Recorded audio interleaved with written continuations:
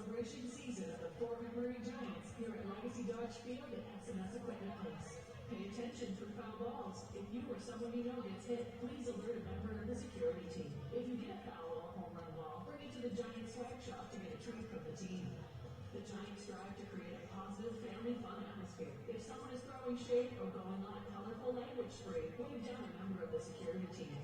Just a heads up, puffing, vaping, or getting your chill on with cannabis is a no-go at Legacy Dodge Field at SMS Equipment Place. Keep it in the special zones outside of the venue. Ready to rep the Giants like a champ? Slide into the swag shop on the main concourse for hats, jerseys, hoodies, and all the gear your fan heart desires. Suit up and show that Giants pride. Feeling lucky, Giants fans? 50-50 tickets are on sale now. And today's jackpot is rolling with every pitch. One lucky winner will walk away with half the pot. Could it be you? Grab your tickets from sellers in the stands or at the 50-50 booth on the concourse. Here's the starting lineup for the visiting Brooks Bombers. Hitting first base, shortstop number 2, Eric Alberta. Hitting second, right center field, number 3, CJ Snowden. And in the third spot, their first baseman, number 42, Owen Fernandez. Hitting cleanup today and playing right field is Andres Gonzalez. In the fifth hole, we'll find today's Brewski's beer batter, number 5, Eric Mora. If Eric Mora doesn't make it to first base, beer goes on sale. 2 for 10 at the draft beer bars on the first pitch of the next Giants at bat. Your Brewski's beer batter tonight, number 5, Eric Mora. Hitting 6, playing left field, number 15, Carson Friesen. And their catchers in the 7th spot, number 22, Amir Piñaro. Hitting 8, their designated hitter, number 7, Colton Schmogel. And their second baseman in the 9th spot, rounding out their lineup, number 8, Gary Sterritt Couture. The starting pitcher for the Brooks Bombers, number 32, Luis Gallardo.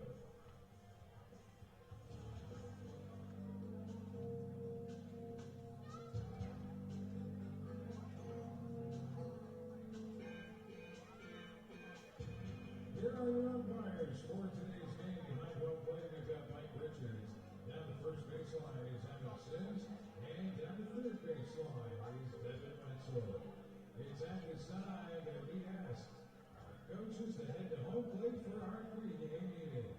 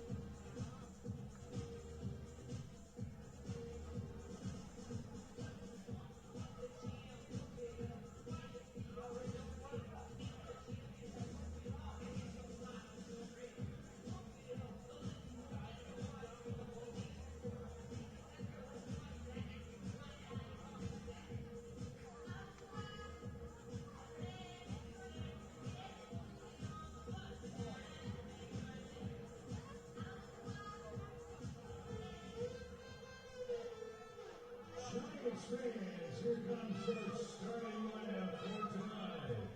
Playing shortstop, make some noise for number 17, Carson Young. Playing second base and hitting second, number 13, Keita Fujino. The Giants right fielders in the third spot, number 18, Brandon Dye. In cleanup, the Giants designated hitter, number 3, Nick Solveig. Playing center field in the 5th spot from Fort McMurray, number 16, Michael Spatt.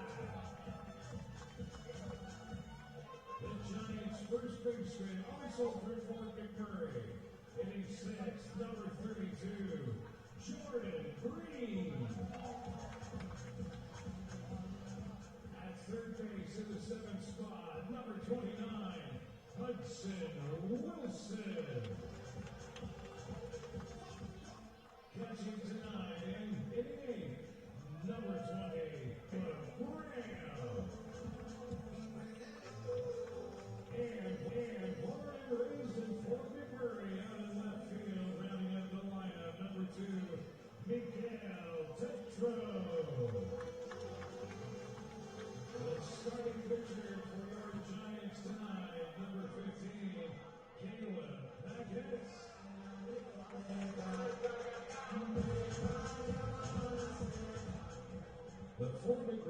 Giants acknowledge that this game is being played on Treaty 8 territory, the ancestral home of the Cree Cadet, and the unceded territory of the Métis. As long as the sun shines, the rivers flow, and the grass grows, we will honor these lands. It's at this time that we ask educator and entertainer Dan Tull for the singing of our national anthem. Oh, Canada, our home and native land, true patriot love in us command. With glowing hearts we see thee rise, the true north strong and free. From far and wide, oh Canada, we stand on guard for thee. God keep our land glorious and free. Oh Canada, we stand on guard for thee. Oh Canada, we stand on guard for Thanks, Dan. Now let's play ball.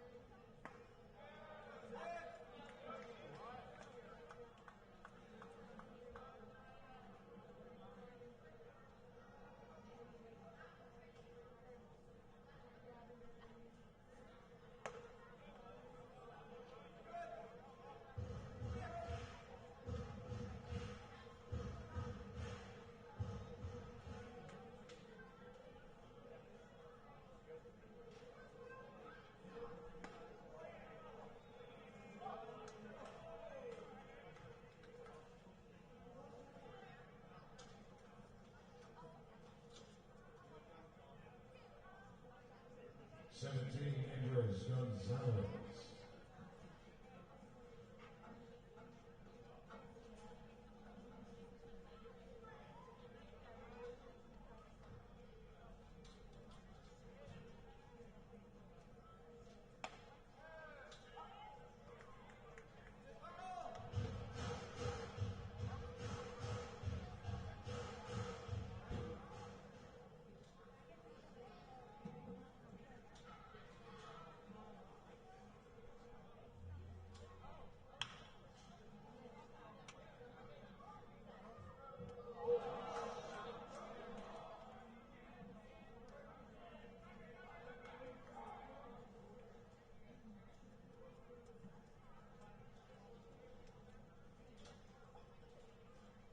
It's time for today's Brewski's Beer Backer number 5, Eric Mora. If Eric Mora doesn't make it to first base, draft beers 2 for 10 until the first pitch of the next Giants at bat. Your Brewski's Beer Backer number 5, Eric Mora.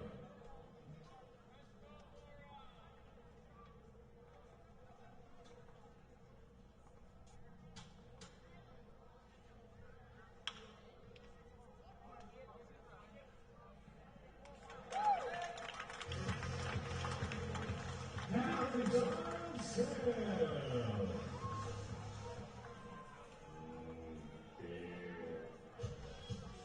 you doing, Giants fans? I'm down here along the first baseline of my canteen. I'll tell you what, we've got a lovely menu on the go tonight.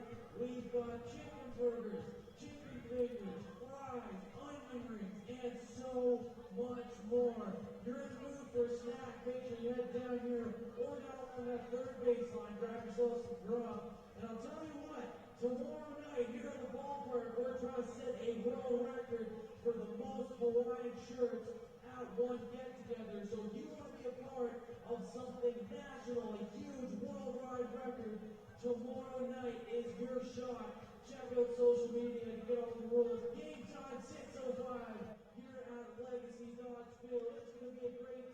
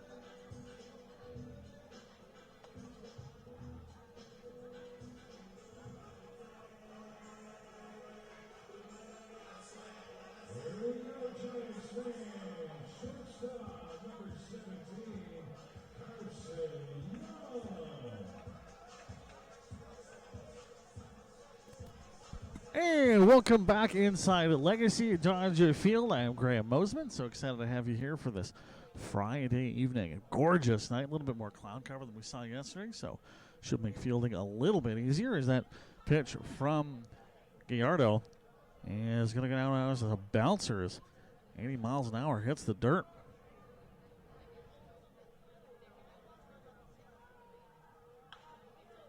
Carson Young cranks that one, and it goes off into foul territory.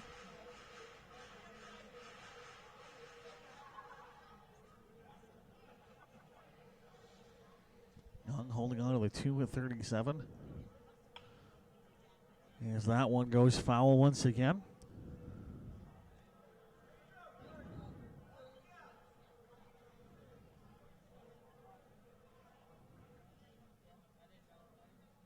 Was able to come with a RBI and a hit out of yesterday's extra innings loss. There's up top. And we're going to the 2-2.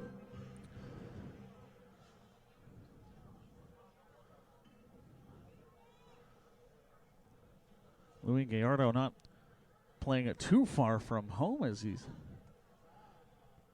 makes his off-season home out of Red Deer. Only found himself with 8 appearances with the University of Michigan Dearborn earlier this spring. That one's going to go, but right to the second base. Now they got thrown and easy out there. Young Starrett Couture connecting with Fernandez on the 4-3 out.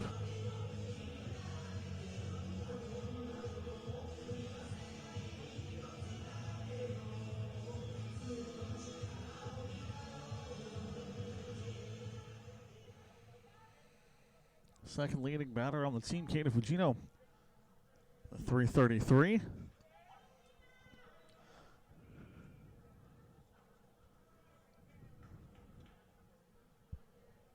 As Gallardo finding himself in the 80s in the early goings here. There's the throw, and that one will be just in the no-go zone.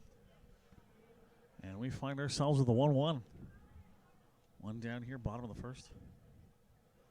Giants and Bombers, a snowball's chance to stay alive in this playoff race as that one's going to go way up and will be snagged by the left fielder, Friesen, who comes in to make the play. 2 down for the Giants as Braden Dyke finds his way in.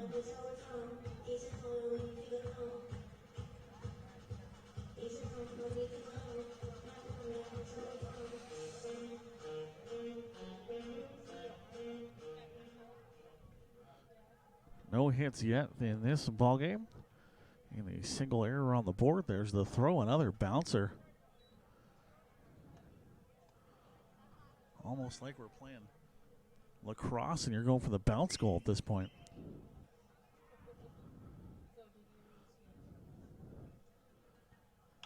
That one's going to go up and looks like it'll be back-to-back flyouts, and that is a easy grab as you're going to get as they're taking this Ballanilla. 3 up, 3 down for the Giants. And that's going to close out the first. We'll take a break and be right back. We're watching the WCBL right here on FloCollege.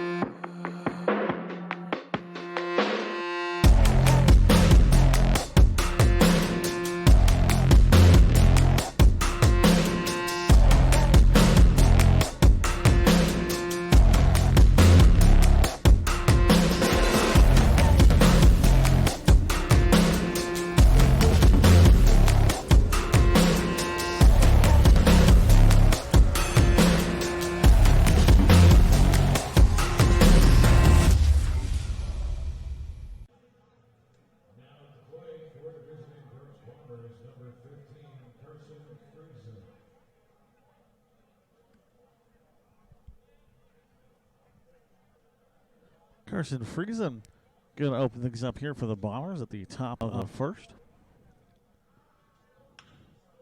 Going to get contact there. It will find the gap, and that's a quick and easy single. First hit of the game, and the Bombers find themselves on.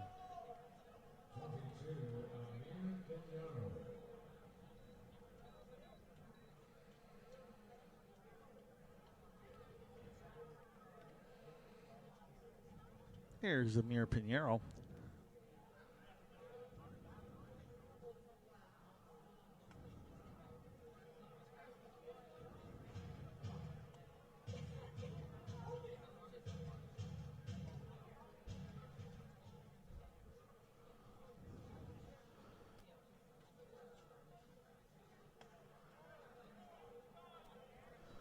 And that one goes for the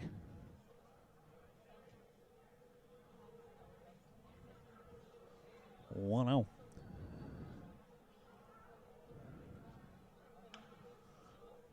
That one goes off foul. And count goes to 1-1.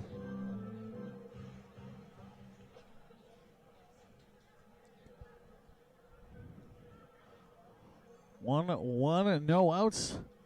Runner on to first as Piñeiro's going to get contact there. Might have a chance for the double. Throw to second. Got him. Throw to first. Down he goes. That's how you turn a double play.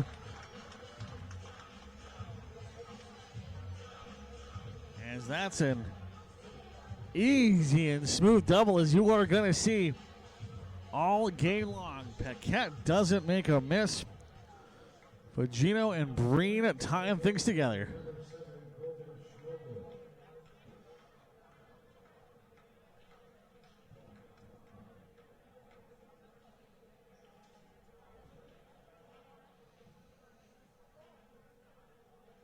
There's the throw to Schmokel, swing and a miss.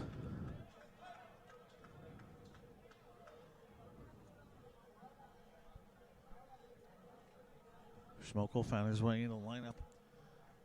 The first game of the series back on Wednesday as once again that pitch hit some dirt.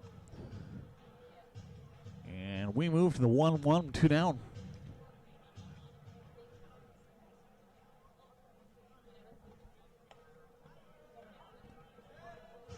Laser beam there. And it's a 1-2.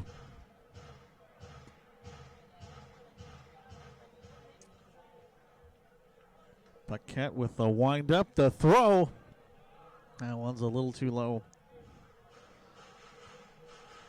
Paquette dinged with a balk in one of his last lineups or appearances in the lineup, and it's one of those calls that can stick in the brain for a little while. So keep an eye on that one, as that one is absolutely demolished and is going to be over the wall.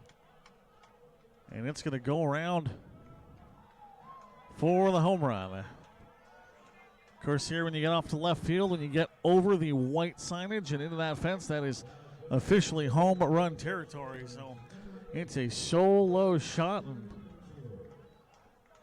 and a 1-0 lead for the Brooks Bombers. They affectionately call themselves the Bomb Squad, and that will be their first, although I still contend that nickname doesn't make sense, because that means they would have to defuse themselves. That's what a bomb squad does. They don't show up adding more bombs. That'd be weird.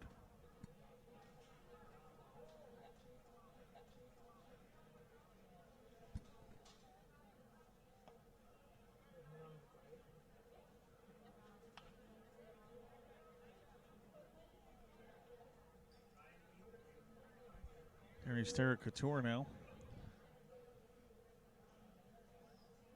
Part of turning it out early on, and he'll go for the swing. 1-1, 2 down.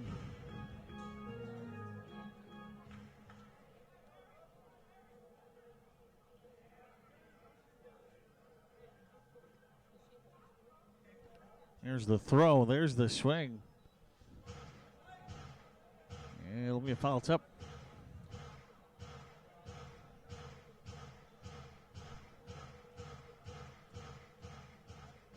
Paquette looking for his first takedown of the evening. There's the throw, there's the swing, and off he goes.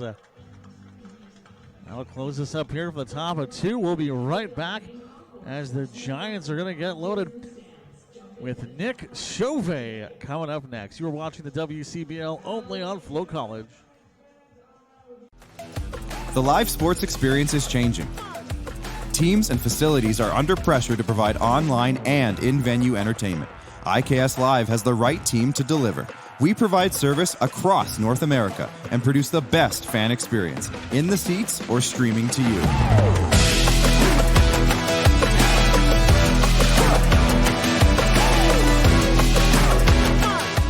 IKS Live continues to bring you the best seat in the house.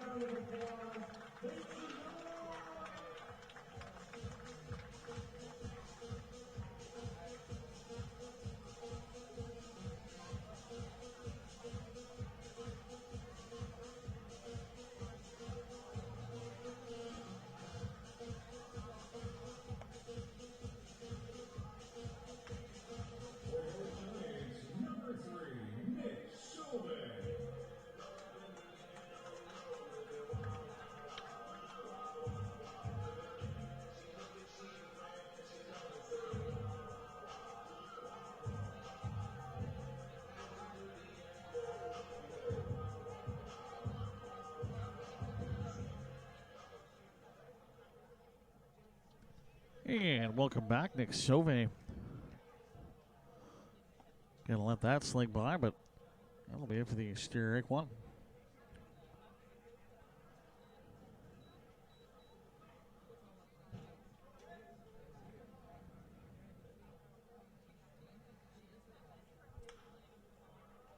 Sauvé gonna send that one off into left field. Should be an easy grab for Friesen as he's able to pick that one out of the clouds, and here's out number one. Sauvé almost playing the hero yesterday, pinch hitting in and immediately cranking one that brought the game into extra innings. If the Giants surrender the lead late in the ball game, there's the throw, and it's called strike one.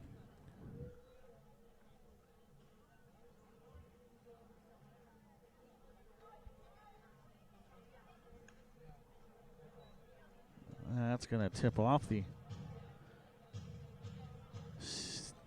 bat of Michael Spack.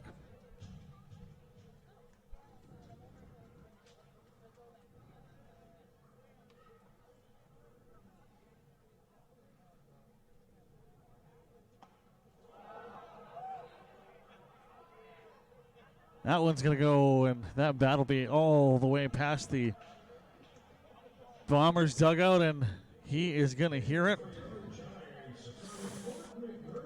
Now we're going to put that one in the Hall of Shame. As Jordan Breen comes his way in. 2-33 for Breen.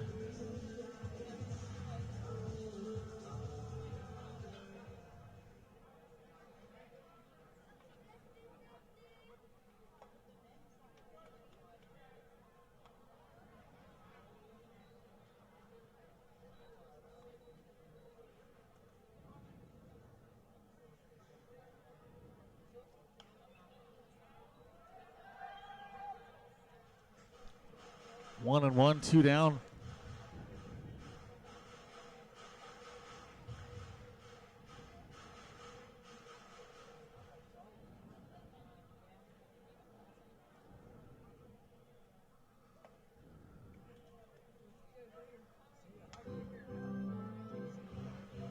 One, two.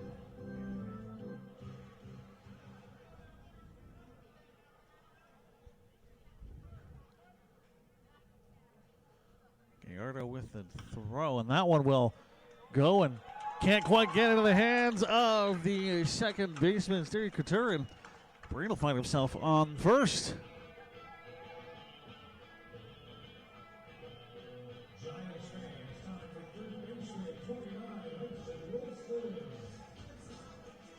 Going to go down as the first hit of the game for the Giants. As Hudson Wilson works his way in. That one's going to go out into far foul territory, so we'll hang in here. Count goes to the 0-1.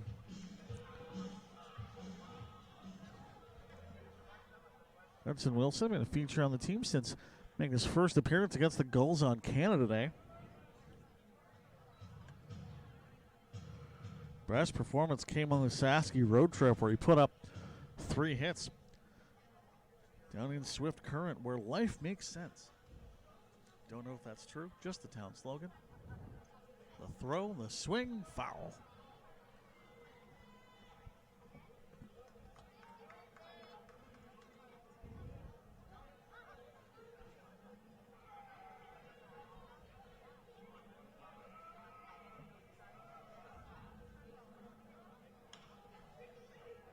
That one's going to go foul, and Breen with a bit of speed, but will have to get pushed back to first base as he's starting to work his stealing magic.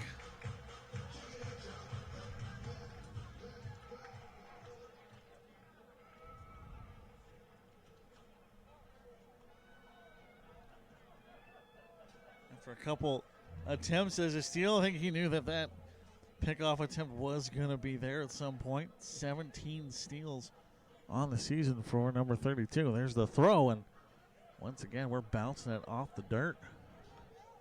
1-2.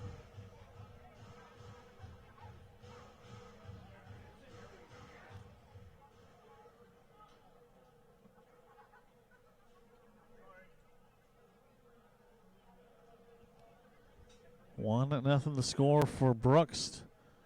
That one goes, and it's going to find the gap, and onto first base goes Hudson Wilson. That one goes a little farther, might have a chance for the fleet-footed Jordan Breen to get his way to third, but he won't quite make it there. So with Caleb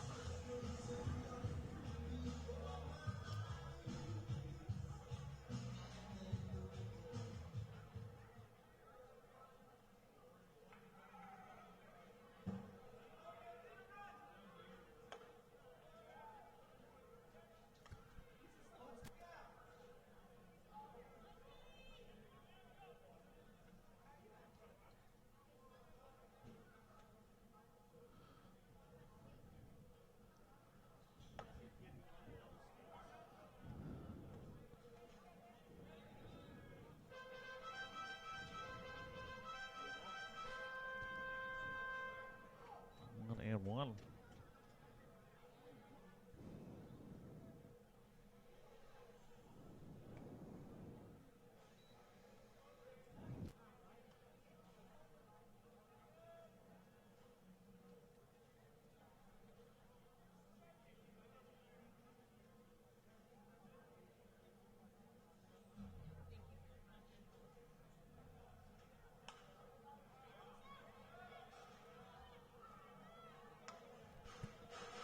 Two down.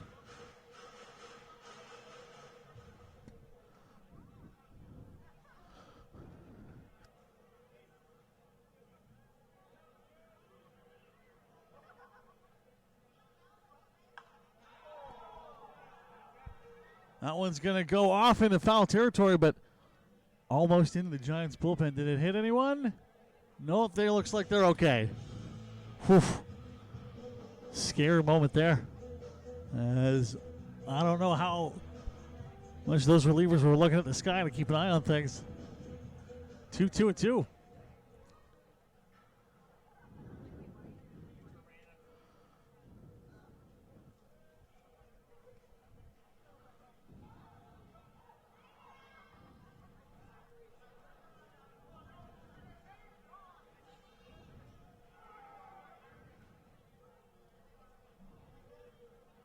Graham going to hang on to this one. Check back for runner on second, but that one's going to go foul once again.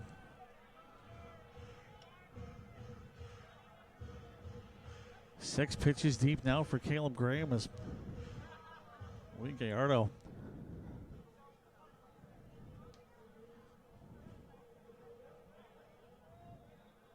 working his way into the 30s. There's the throw. That one's going to find it, but head right to the second baseman, and that's going to do it. That one just a few inches away from bringing the first run home for the Giants, but alas, we head off to inning number 3. We'll take a break and be right back. You're watching the WCBL on FloCollege. For over a century, we've been more than just lawyers. We're your neighbors, your friends, and your strongest advocates. With 15 locations across the prairies, we're everywhere you are. Stringham, your local lawyers.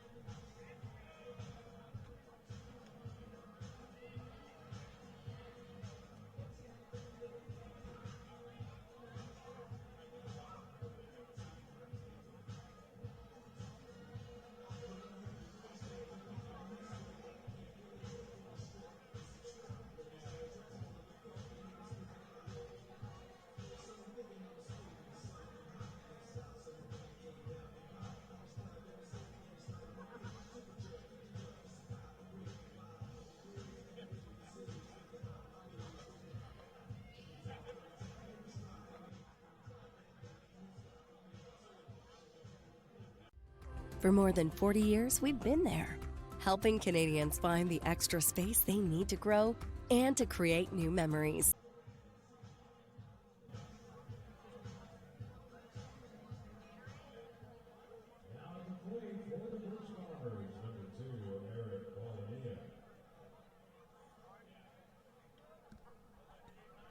One of the All-Stars and found himself on the slugging lineup for the Brooks Bombers at the All-Star game in Saskatchewan. 0 for 1 today. Gonna get that one. Should be a good throw. There it is to first. And after that initial mistake, Breen has been perfect since.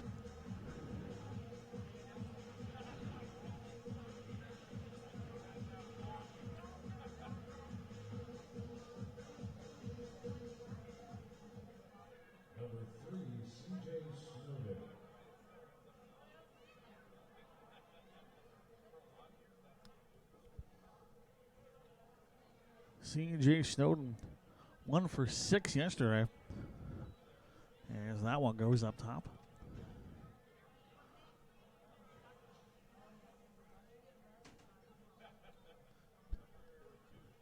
Don't want to brag, but a dog has found its way into the broadcast booth. It's the greatest moment of my day. 2-0.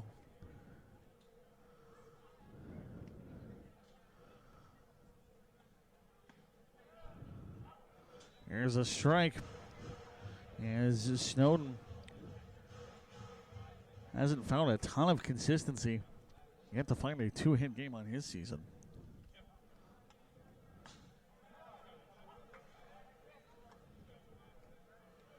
Two and two with one down.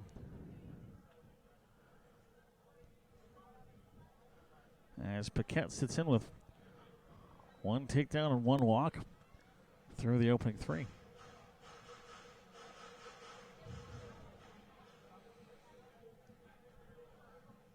Count goes full for the first time. There's the throw, and that's going to go up, stay in play, and easy tap there as Breen comes back and gets out number 2.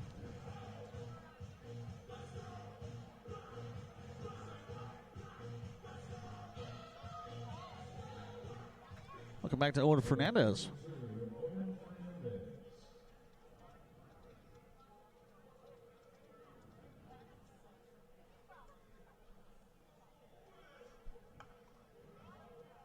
Tries to get everything on that one, but Fernandez is going to go foul. 3:41.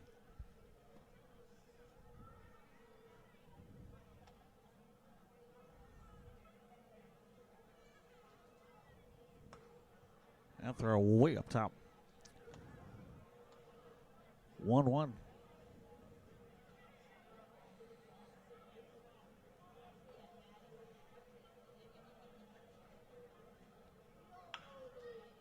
That one almost in line, but will bounce out.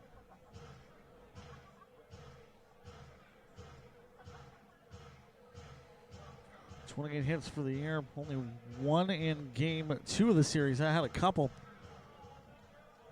in the Giants win back on Wednesday.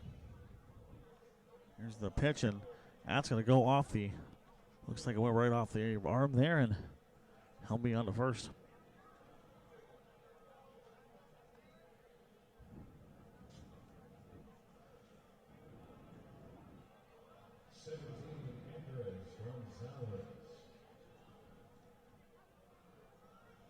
Welcome back to Gonzalez. As we go through the lineup for the second time, 2 down. Runner on the corner.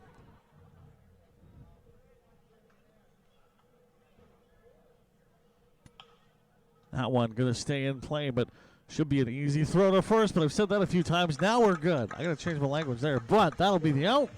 And the Giants will be back as we make our way to the bottom of 3. Coming up next with Miguel Titro on FloCollege.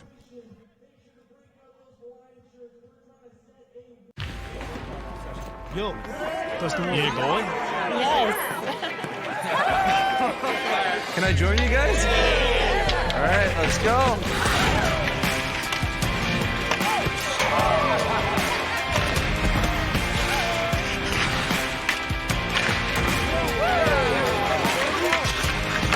Whether it's on the ice or on our app, always play for the fun of the game. Gamble responsibly with Play Alberta.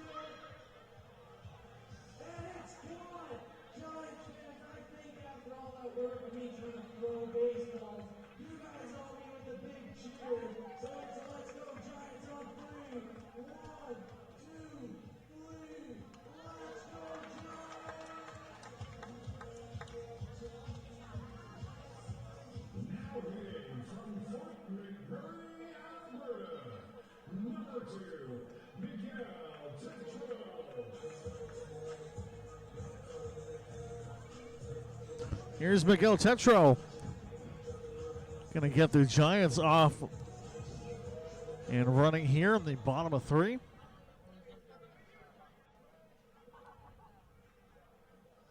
And the opening hit yesterday,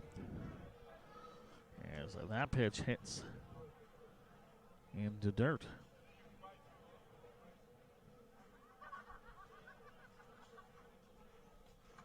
It's been interesting to watch as these. That one's going to go way off into right field, and that will stay in just barely. It's going to be at least a double, and yeah, he'll stay right there. How about that, as Tetro doesn't make that one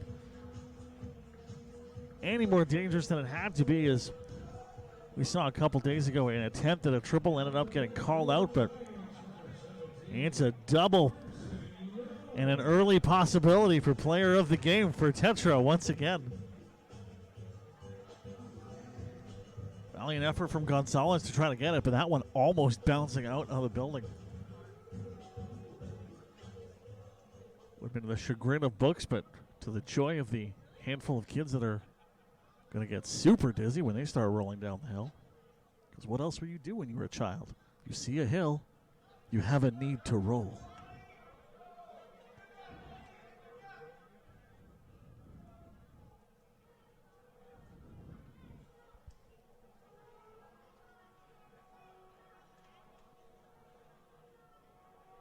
Back to the top of the Giants order with Carson Young.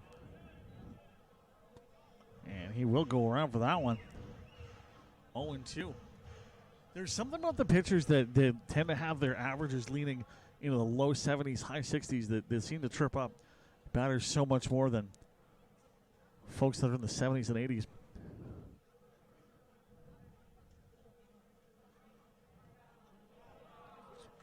Just like that. Throw to first. Down goes Young. Number 13, Keita Fujito. 331 for Fujito. And a feature, one of the few players to appear in almost every single game this year for the Giants. And been a consistent producer that whole time. One down, runner on second. The throw, and here's strike one.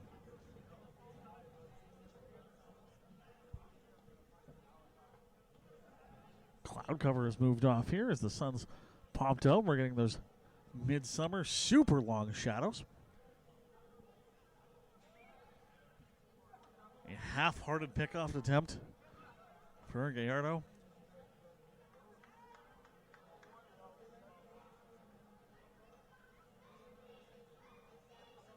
Felt more obligatory than anything else.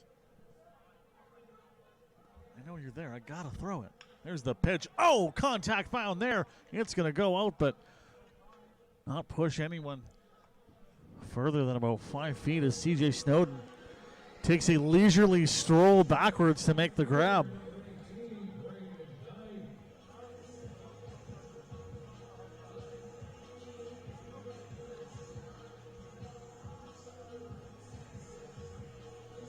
As here's Braden Dyke, who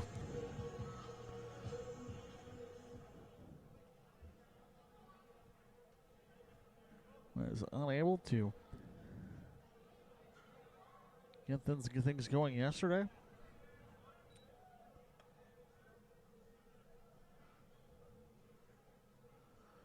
Didn't have a 2-hit performance back against Sylvan Lake on the 21st. Just needs a single here, and this game could be tied up.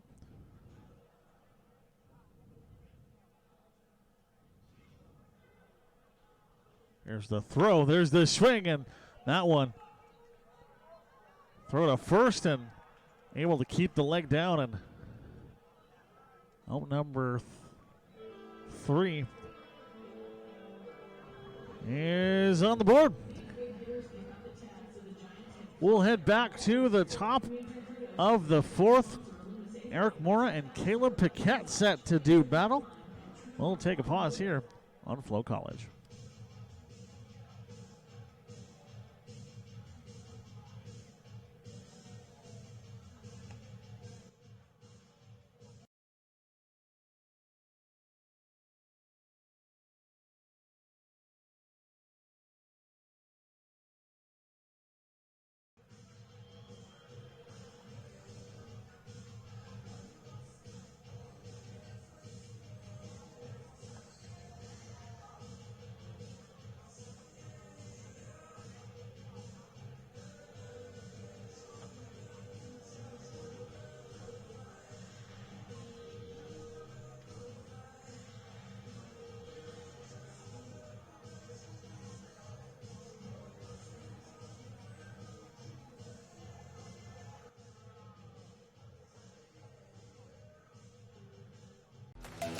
The live sports experience is changing.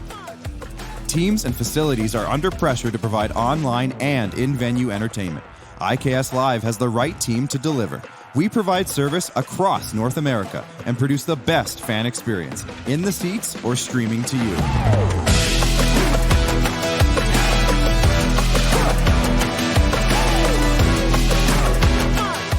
IKS Live continues to bring you the best seat in the house.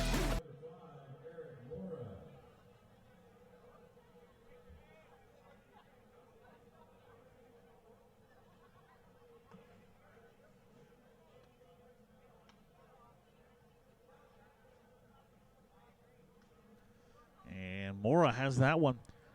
Go past for the 1-0. Gonna make that contact, and apologies for the spicy language. Made its way onto the broadcast.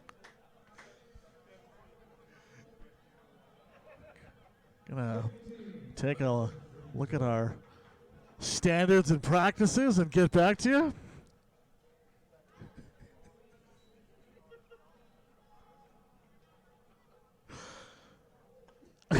There's the throw and the swing. It's an 0-1. It could have been a whole lot worse, but just the singles. That one's going to go way up in the air and going to bonk off the ceiling.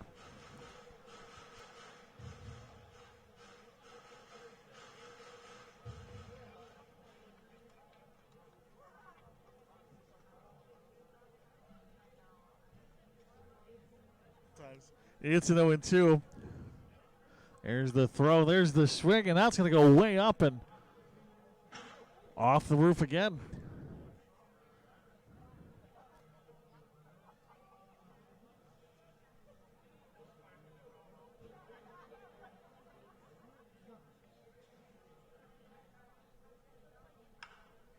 That one's going to go off into right field and going to only go down for a single. The hits have gone like deep in the field, but haven't been long enough to push anything past a single.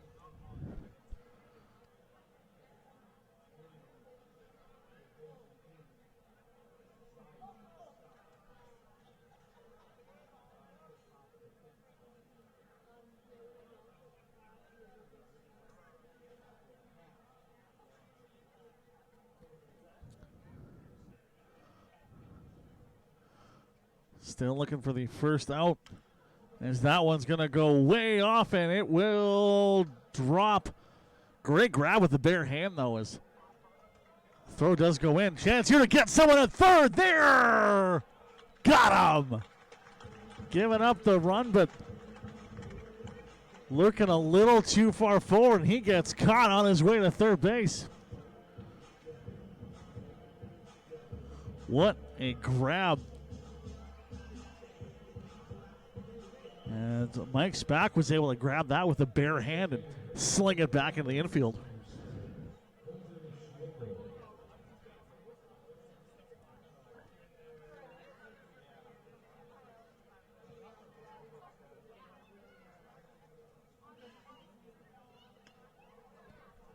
That one's going to be outside of the zone.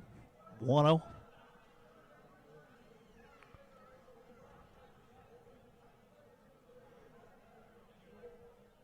One runner come home, and one's sitting on first. Gonna go foul there.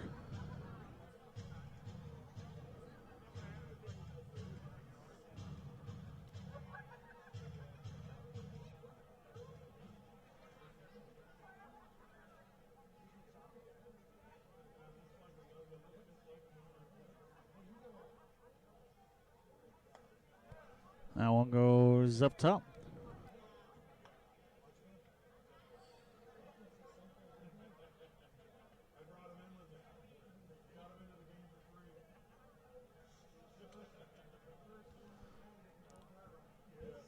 Schmokel, 1 for 1 on the day is there's your 2-2.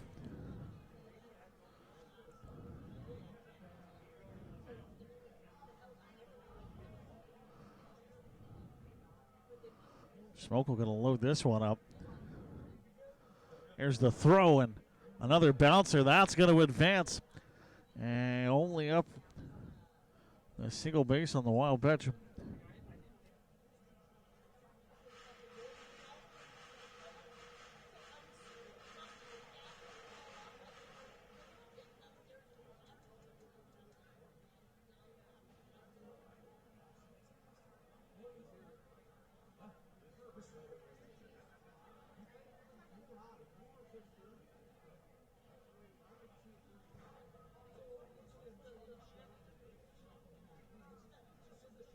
There's the throw. That one gonna send off to first. As that's gonna go down as the second walk of the game for Paquette on one takedown. No netting up in the Giants bullpen as of yet.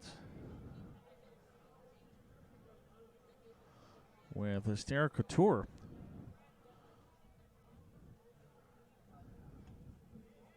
That one's a little outside, and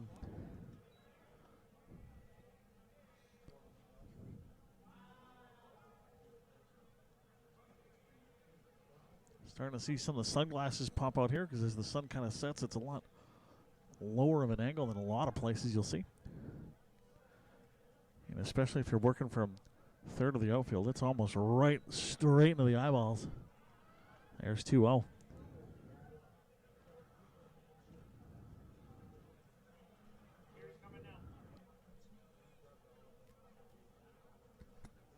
We're going to have a visit and a check-in here. And we will take a very quick pause and be right back.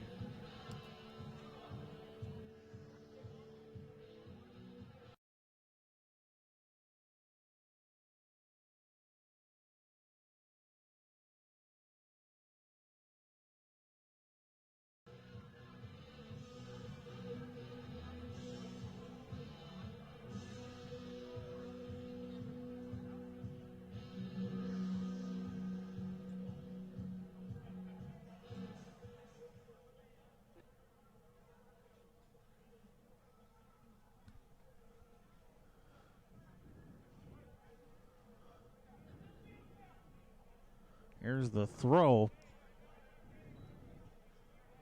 And that's going to go 3-0. One down, runners on 1 and 2. And a 3-0 pitch. as Paquette's going to have to settle himself in. And he will have the first strike in this one.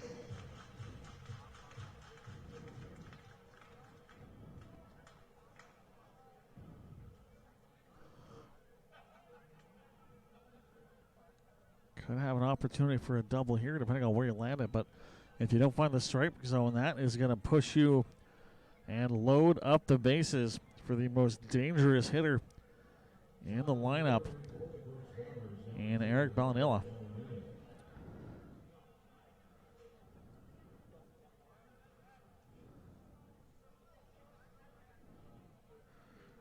Dangerous territory for the Giants now.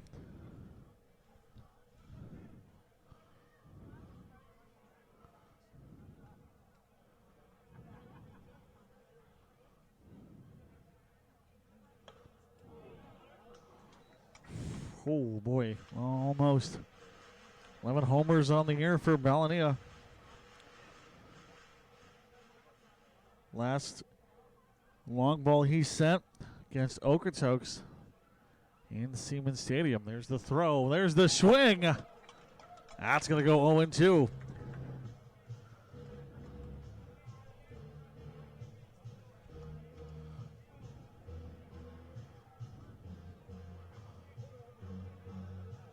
When you're down 0-2.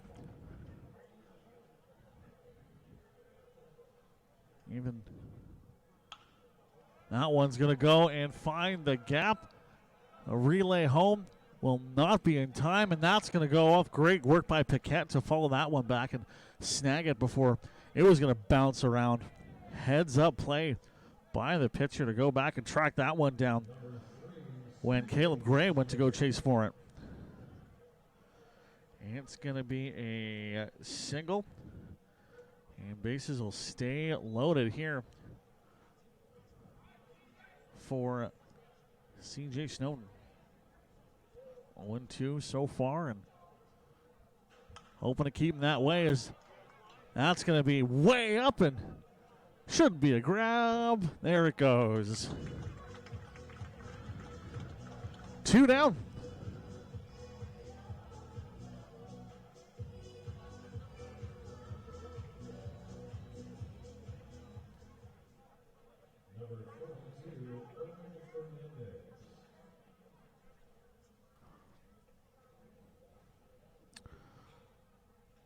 Owen Fernandez probably going to have the same instruction. Just try to crack this one as wide open as he can with a 341. That's that go by for the 1-0.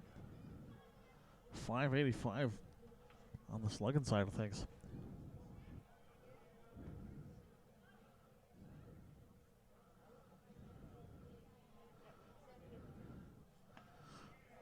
Five homers on the year, and that will be 1-1.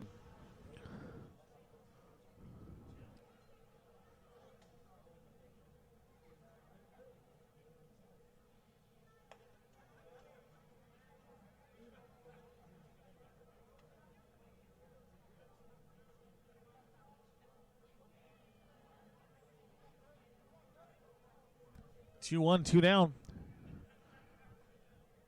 with Fernandez.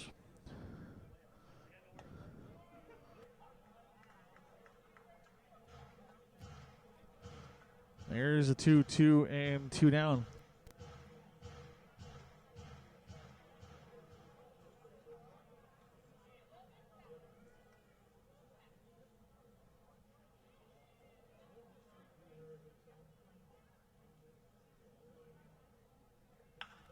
That one's going to go and head way off into left field, and it is going to bounce off the wall. One runner comes home. Two runners come home and make that number 3, as well as, this game goes from bad to worse for the Giants.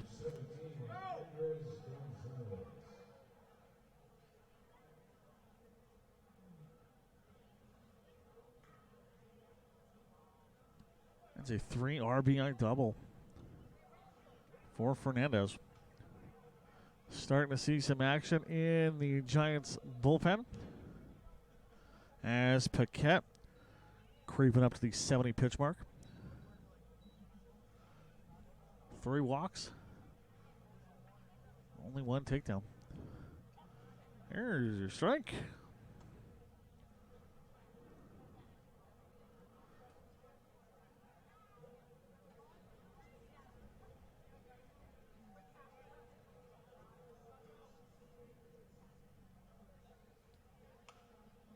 That one's going to foul way up.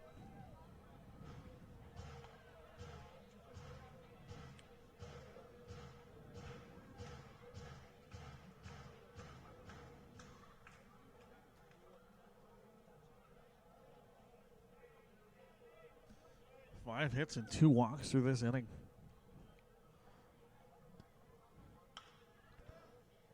That one's going to foul and bounce off the grass berm.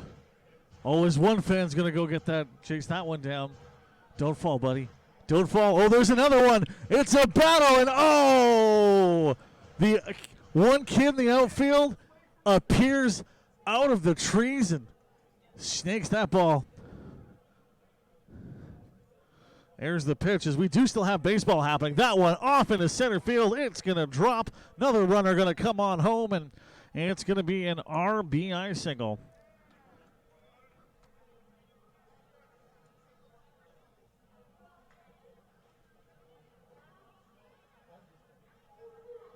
Here comes today's Brewskis beer mug at number 5, Eric Mora. If Eric Mora doesn't make it to first base, here's on Top of the fourth. 7-0 ball game.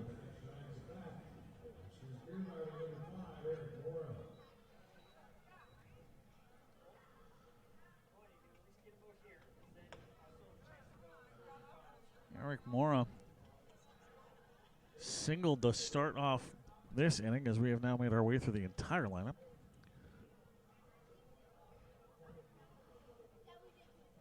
It's like Ash Amerlin warming up for the Giants. Here's the throw. There's the swing. That one right into the third base, and the throw is going to be late and wild, and that's going to bring just a progression up to third. So it'll be a single and an error. Runners on 3 and 2. And we would have a pair of errors there as that throw sails past Jordan Breen, and he can't quite get the handle on it.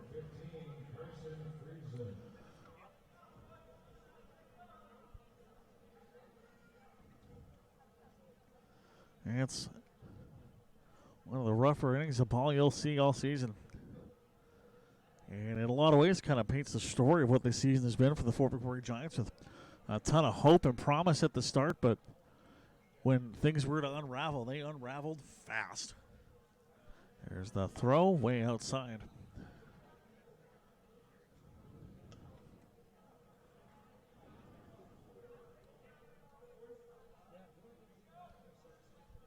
One ball, no strikes, 2 outs. I think that stings most from this one is that one's absolutely demolished out into center left and able to make the grab and finally wrap up as tough an inning as you were going to see. 7-0 for the Brooks Bombers.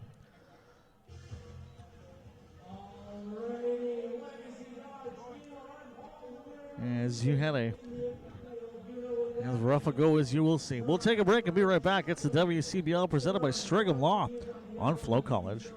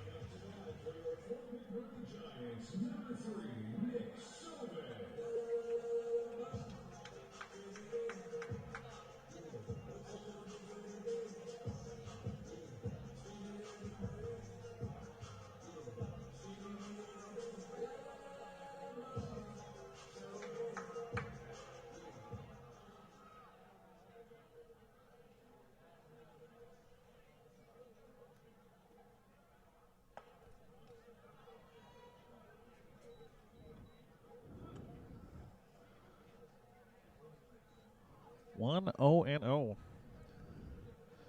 Taking a quick look at the scoreboard and the standings, trying to figure out how everything's going to work as that throw goes outside. Currently, Energy City sitting with 18 wins on the year, but a boatload of games still to play. The Giants 4 wins back of the Cactus Rats, so with 5 games left, Energy City will have to win 3 of their final remaining 10 games. That one gonna go off into left field and will outpace the outfielder. It's gonna be a double as sliding into second base.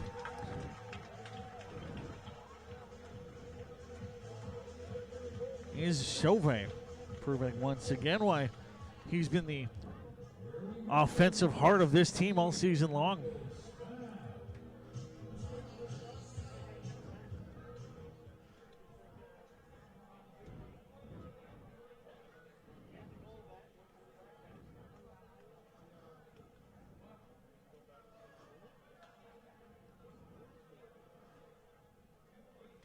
Spack will take a swing on that one as he's out rocking a brand new bat today.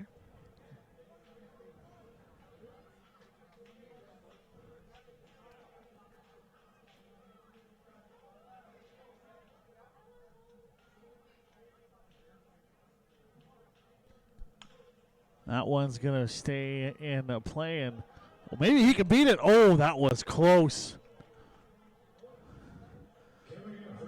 It kind of looked like Spack was slowing it down, realized he had a chance and trying to pick up the pace. Couldn't quite get there, though, as what should have been a uncontested out was at least a little in doubt, which when we were looking at a 7-0 ball game, we'll take that.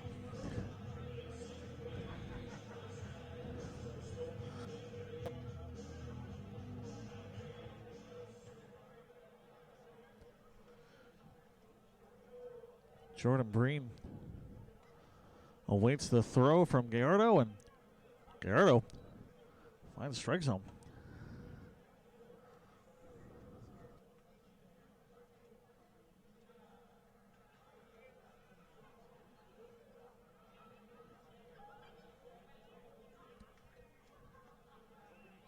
There's a throw and a swing. 0-2.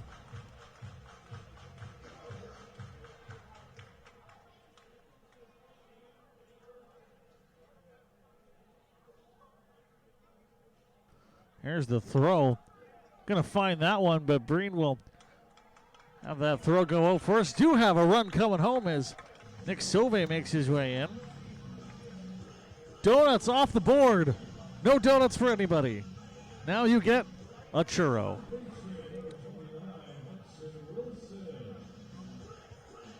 Two outs. Run comes on home for Sauvé. It'll be a RBI on the marker for Breen. Finding everything on that one, but it is right to the left fielder, and it's going to be Carson Friesen taking the easy grab here to close out that half. We will be back next with the top of the 5th. Presented by Strigham Law here on FloCollege.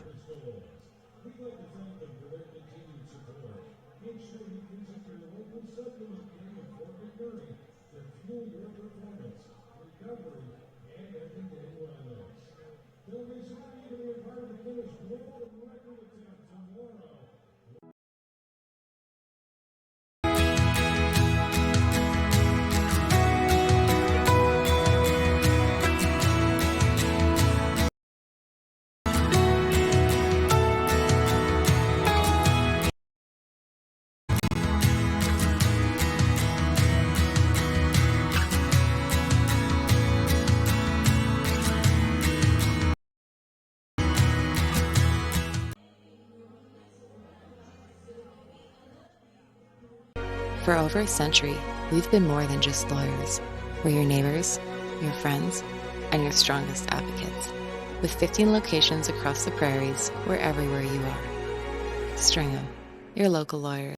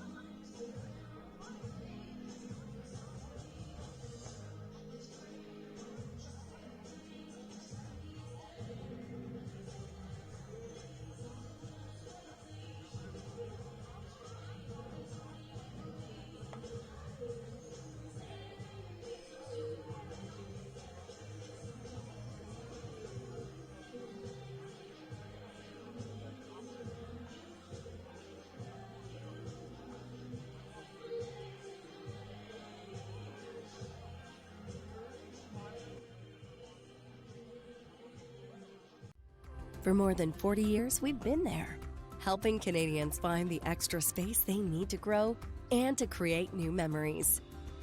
Sentinel.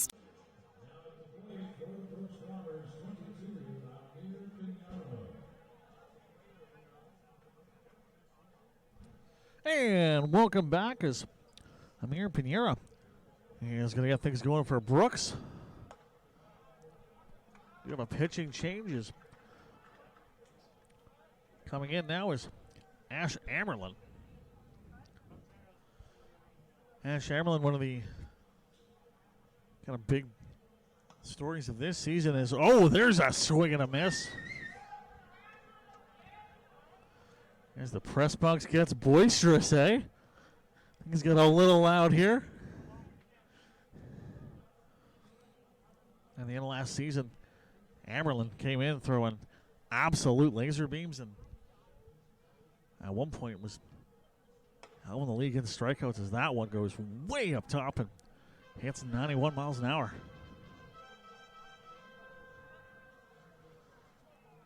Wasn't able to find that form that he had in the 2025 season and never really made his way back into the starters roster. There's the throw. Got him! Looking like the Ash Amerlin of old. As that's a 4 pitch out.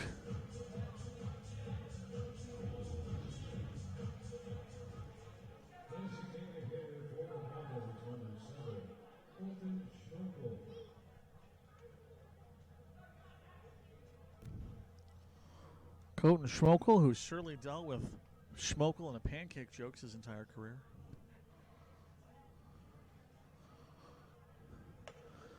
Swings at that one. As Ash Amerlin starts cooking.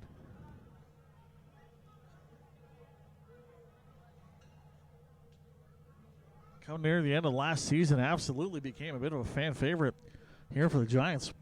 Here's the throw. And that's going to be just outside.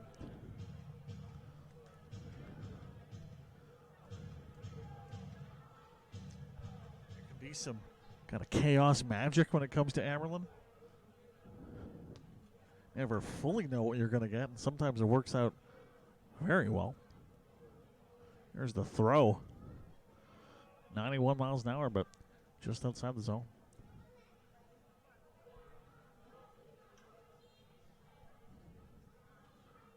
Two, one down.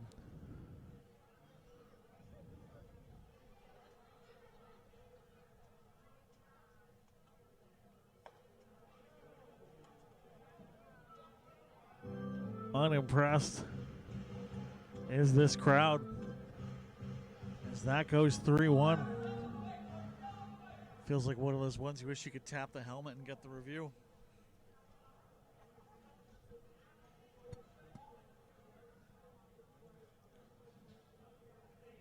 A wind up, the throw, and on the base. One down and one walk for Amerlin. Number 8, Gary Couture.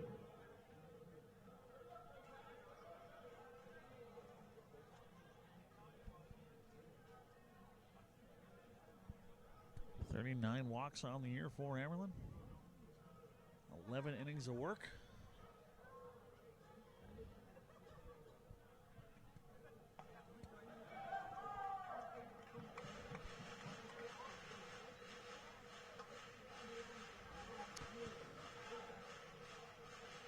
There's 0-1-1.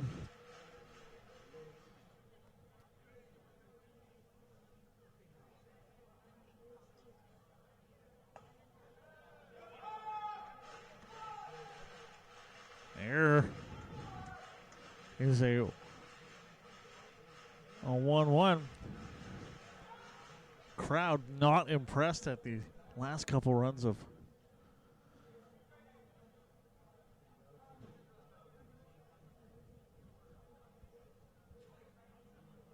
Amerlin locks in, lets it loose, swing and a miss.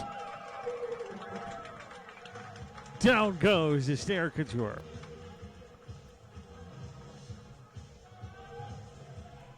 Feast or famine when it comes to Amerlin. Longest appearance this season.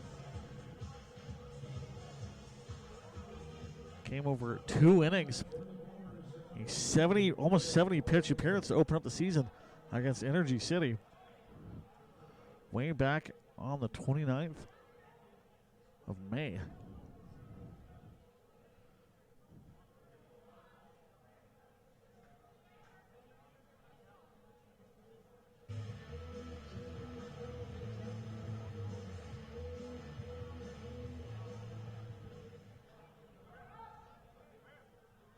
Looks like some action up on the hill that slowed things down, but we're back at it.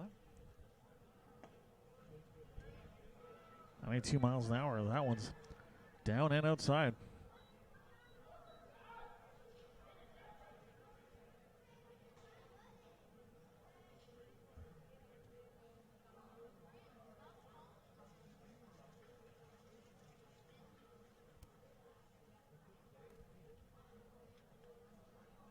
Now, that's going to swing and go bouncing off towards the netting, and the runner will move up to second base. First time this season that Ballinilla has faced off against Amerlin.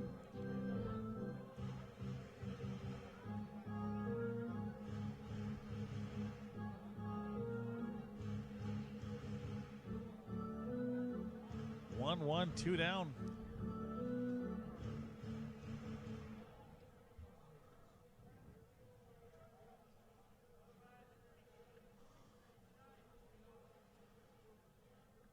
Keep an eye on Schmokel, who's picked up a handful of steals this year. Is that one going right for a 2-1?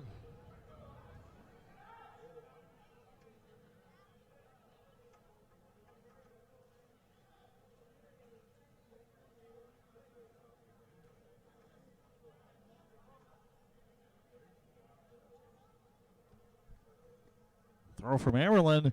Gets the swing. And that's going to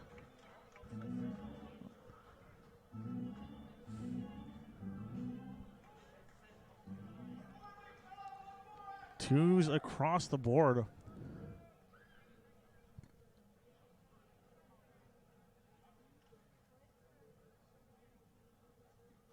Even Ballinilla with the 2 on his jersey. That one's way up, and count is going to go to full, 2 outs up. Board won't get more full than this.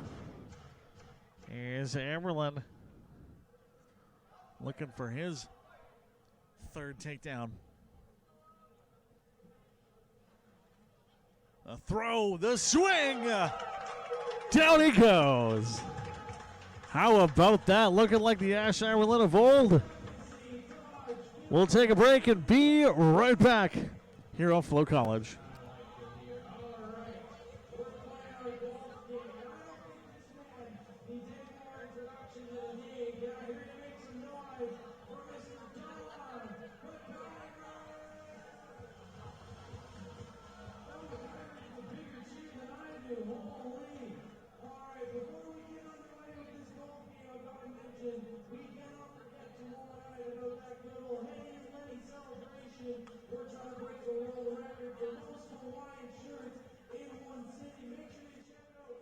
For over a century, we've been more than just lawyers.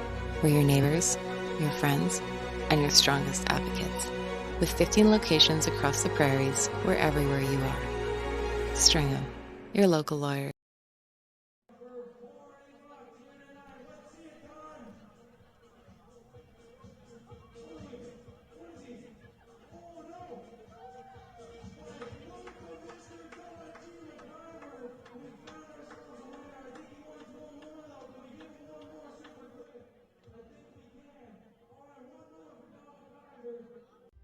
For more than 40 years, we've been there.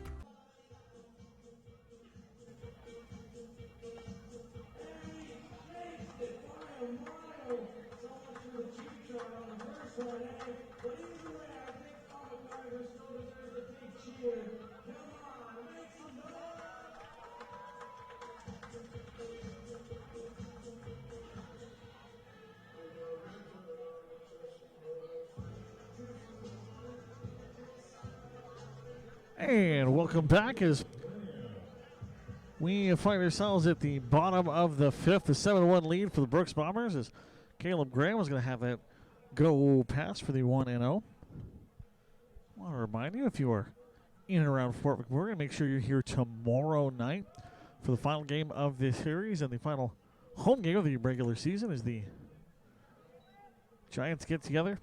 Trying to set a Guinness World Record for the most gathering of Hawaiian shirts in one place. Also a Henny and Lenny tribute night to two icons of the Fort McMurray community, as that one's going to be over the netting, and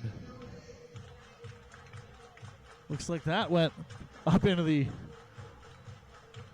patio seating.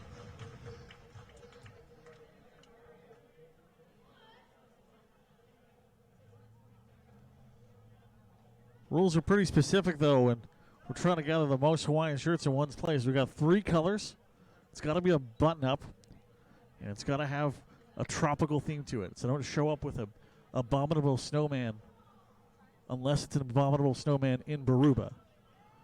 Aruba? Whatever that country's called. Throw to first. Down he goes.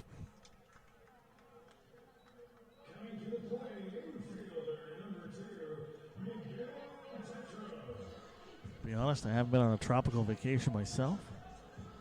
I don't know and forget most of the tropical countries. My apologies.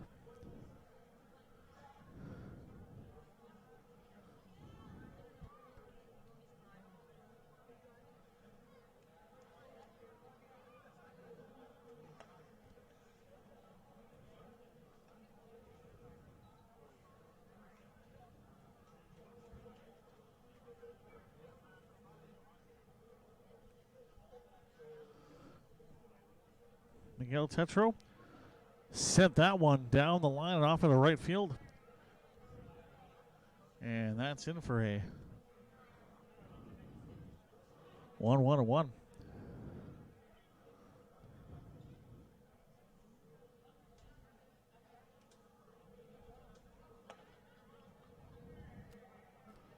There's 2-1.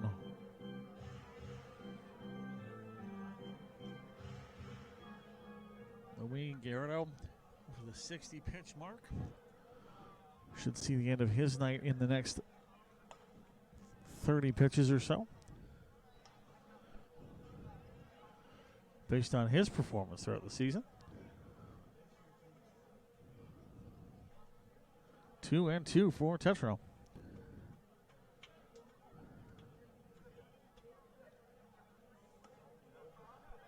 That throw goes way up top, and it's 3-2.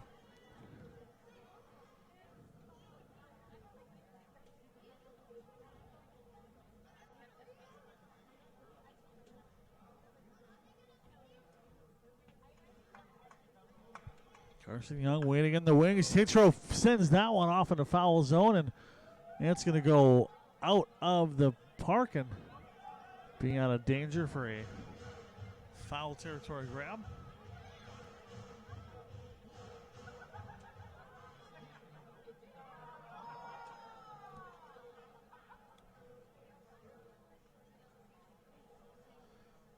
Three-two, and off to first is Tetro.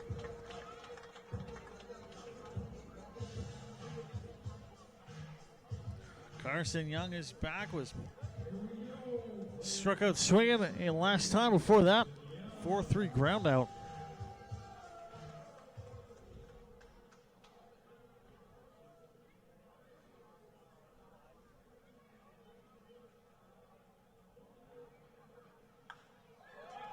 That one's going to go and stay in play.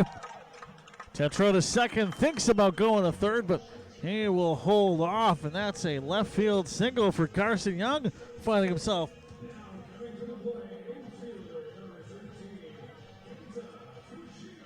Has found a hit in every game so far against the Bombers.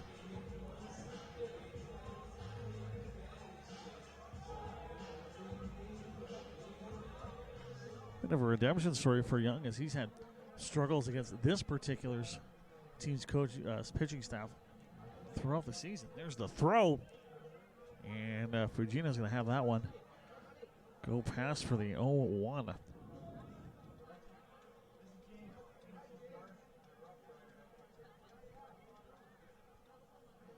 Looks like to see some action in the Bombers bullpen. There's a strike two. Nothing doing in the Giants bullpen, so once this inning comes to a close, we'll be back with Ash Amerlin, we presume. And Fugino waits, cracks that one. Is it going to drop as it heads out to center field? There is a grab, but Tetro able to make his way to third. 2 outs, but a runner 90 feet from home.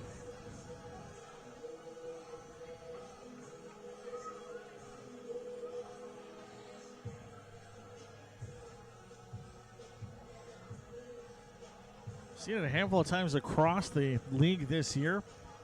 Teams who have been down for 5 or 6 runs not often are able to come back, but anything can happen, especially when the pitching staff can be cycled in and out fairly quickly, as is fairly common when you get to the part of the season where players are heading back to their schools for the prep for the fall season. Runner goes to second, slides, drops it, and that'll be a steal.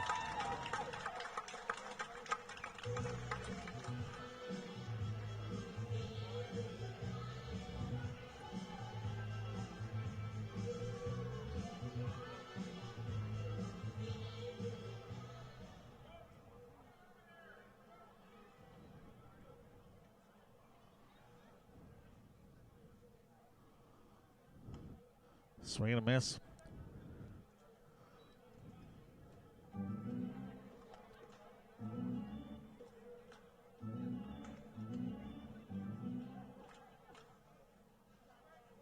One, two down for Braden Dyke. Carson Young sitting on second.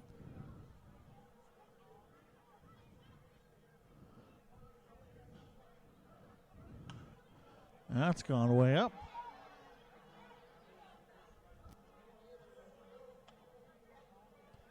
And I'm not going to lie to you, tracking that one, I completely missed that Miguel Tetro was able to come home. So that'll go down as a stolen home.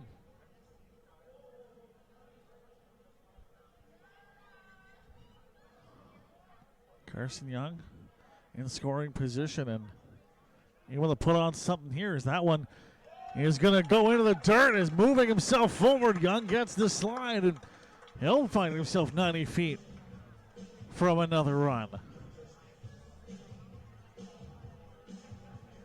7-3 looks a whole lot different than 7-1. Is still plenty of ball to be played here.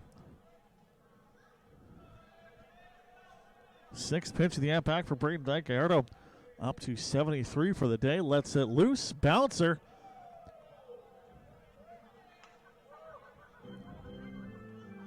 You can see that Young is absolutely itching to make himself as fast as he can to grab that home base if this other pitch goes bouncing away.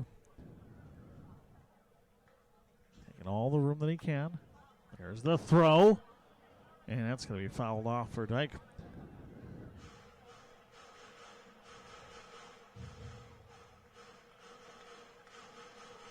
Two down, 2 strikes, 3 balls as this one is as full as it can be. Pitch number 8 here. As we're officially at the longest at bat of the ball game. Here's Gallardo.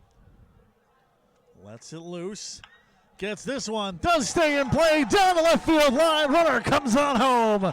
And it's a 7-3 ball game as the Giants chip into this lead with the left field single from Braden Dyke. Things looking real good here for Sauve, although that might be the end of it for Gallardo. Averages around 80 pitches or so in a start. We're nudging right up against that, and he's going to argue his case. Doesn't want to go, but off he is. We will have a pitching change. We'll take a quick break, find out exactly who's coming up, and we'll be right back on FloCollege.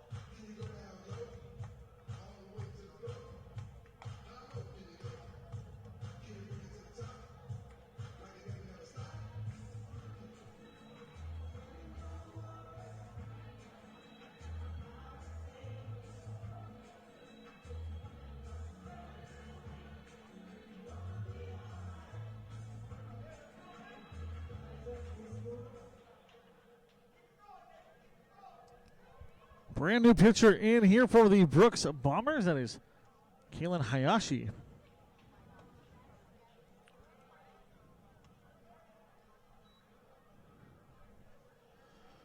Sophomore from Oak Bay High School, but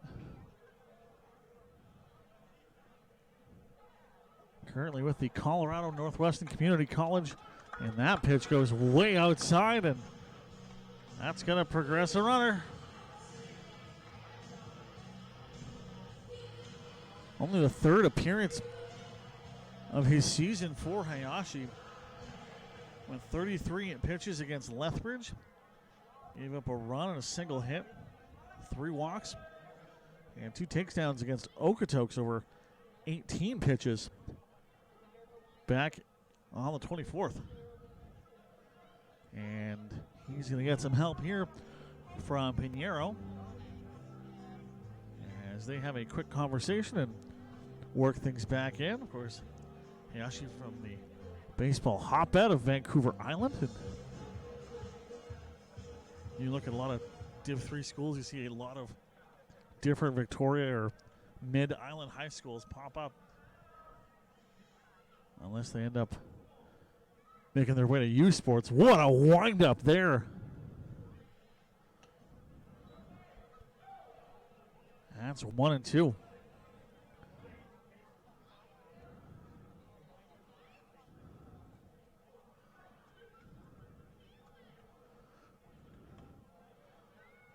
Here's up top.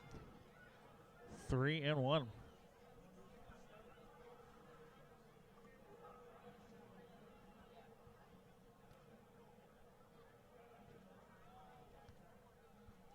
Nick Sauve with a 3-1 lead.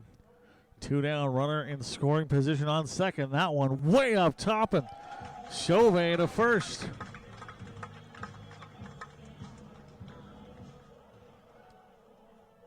Number 16, Michael Spack.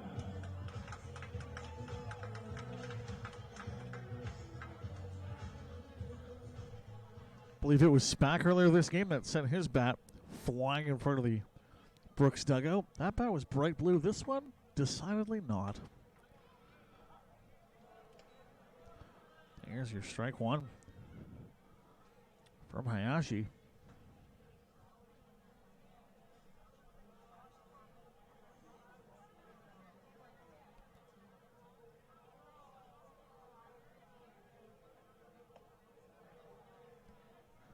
Another throw up top.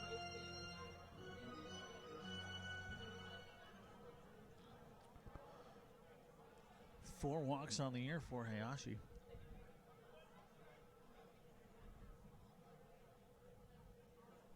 There's the throw and a swing. Spack can't find it. 1-2. Feels like we've been 2 down for last 25 minutes of real time.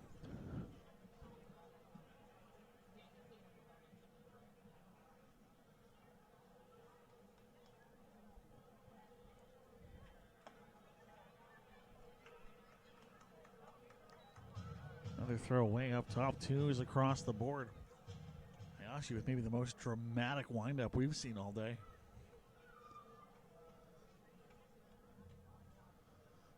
It's like if Gumby was a starting pitcher. Here's the throw, swing, miss. And Hayashi will close out the inning.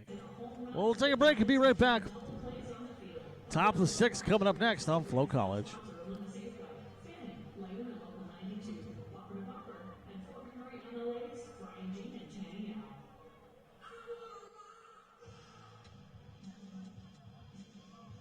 Hey baseball fans, make sure to stay up to date with your favorite teams across the league by subscribing to the WCBL YouTube channel right now. We have tons of free coverage for you over there, including daily highlights, full archived game broadcasts, daily game day previews, plus the WCBL report with myself and Joe McFarland every Wednesday. It's all in one spot, the WCBL YouTube channel. Subscribe today.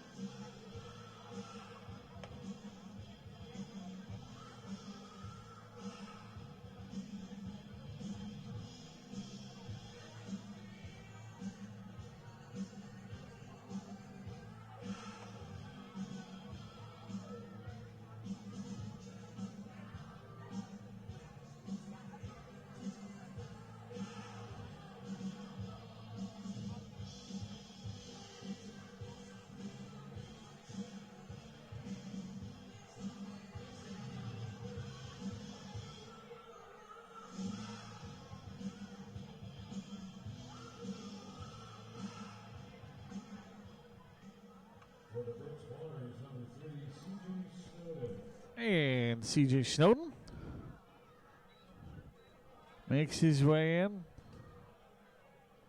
That lead down to just 4 runs, so in theory, it's just a single swing that could change this game around for the Giants. First throw by Ash Aberlin goes up top.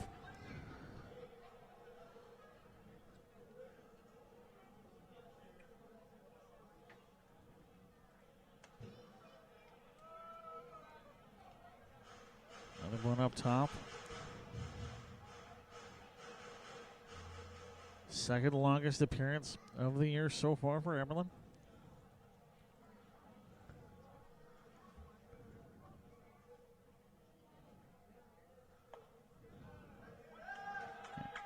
Gonna grab that strike there.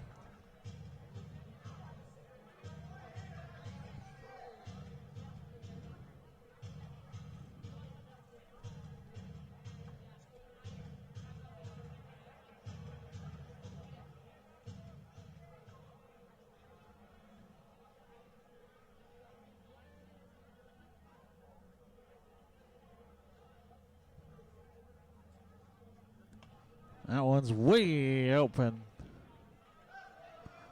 It's going to go 3-1.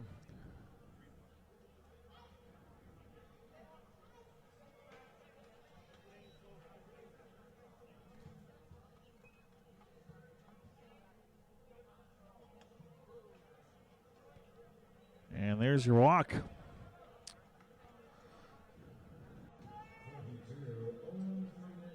It's now 40 walks on the year for Aberlin. Over 402 pitches.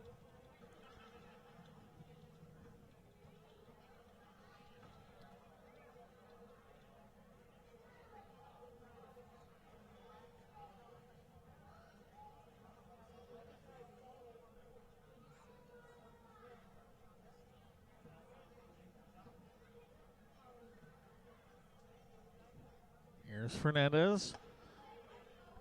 Watch that sail over top. Seeing some warm-ups in the Giants bullpen, but no netting up quite yet. Just some loosening jelly arms.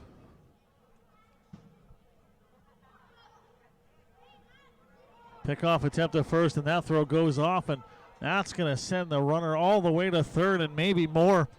He's going to curl around, head to home, and he is going to make it. It's an 8-1 ball game. That throw.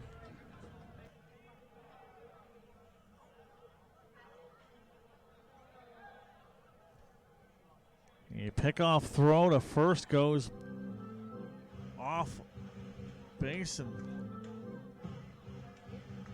suddenly it's a run from first all the way home, and 8-3. For Brooks.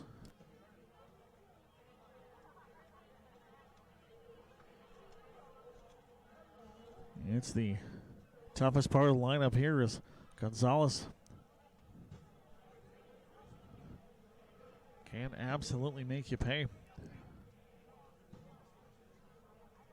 Aberlin with the throw. Gets the swing there, and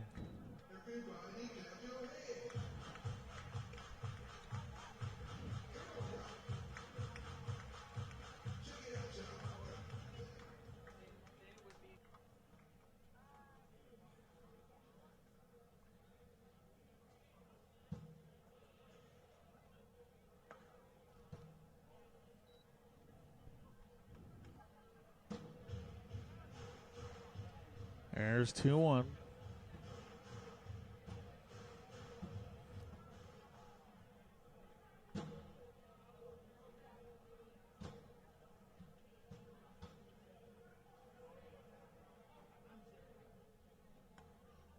That one's low, and it's going to go 3-1.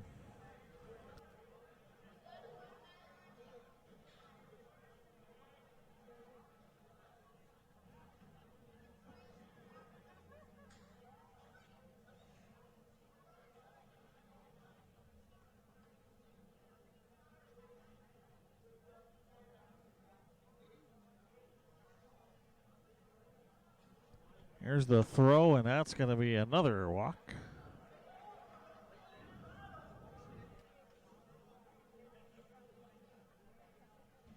17, Andres Gonzalez.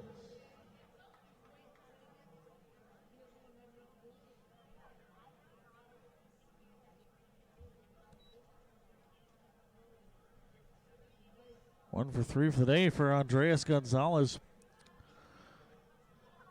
Got on a throwing error. Back in his first appearance, had a ground out and a single last time, and on that single, it was brought a run home. Helped push this to a hefty lead.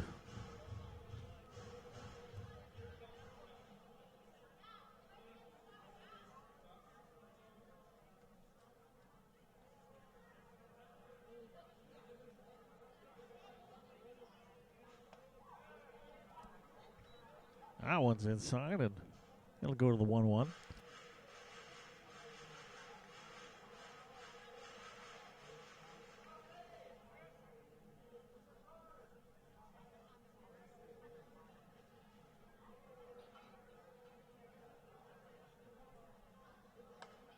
Yep.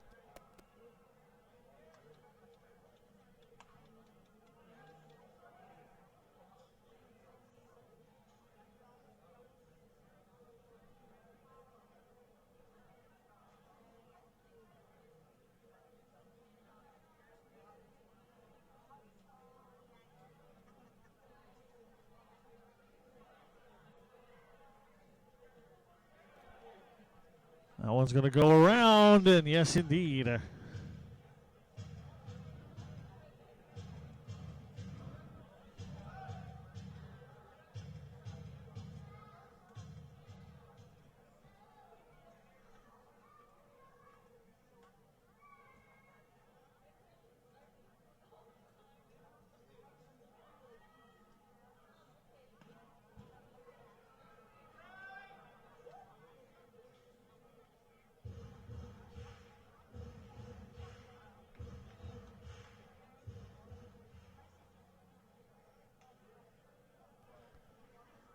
Three and two. Swing and a miss, but did get the tip off.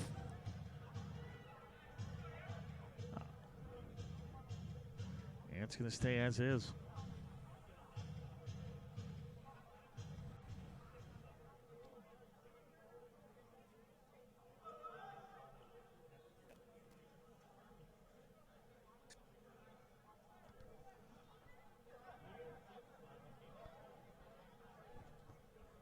Pickoff attempt goes to first, but almost goes right through.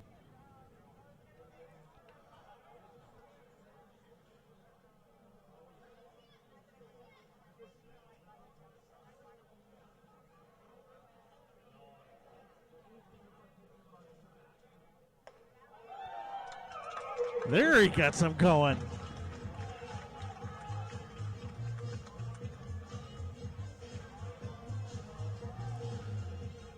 We said last inning, it's a real feast or famine run when Nash Emerlin's pitching.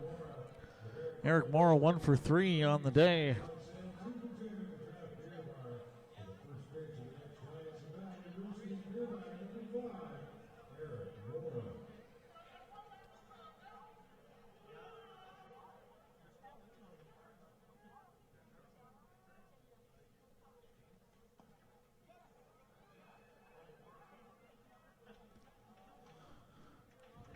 That one will go outside. Runner makes his way up to second.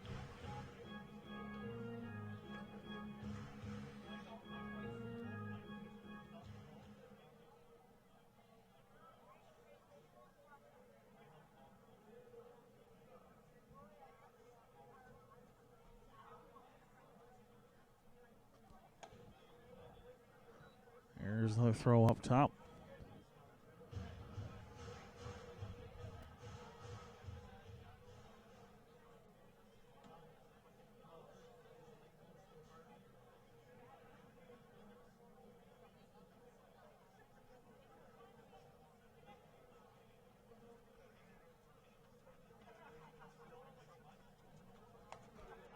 There. This is going to shock you. That's going to be your ball 3. 3-0, one down.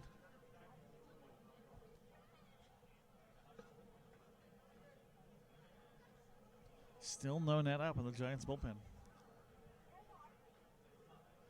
38 pitches for Aberlin. 16 strikes. Here's your strike. 3-1.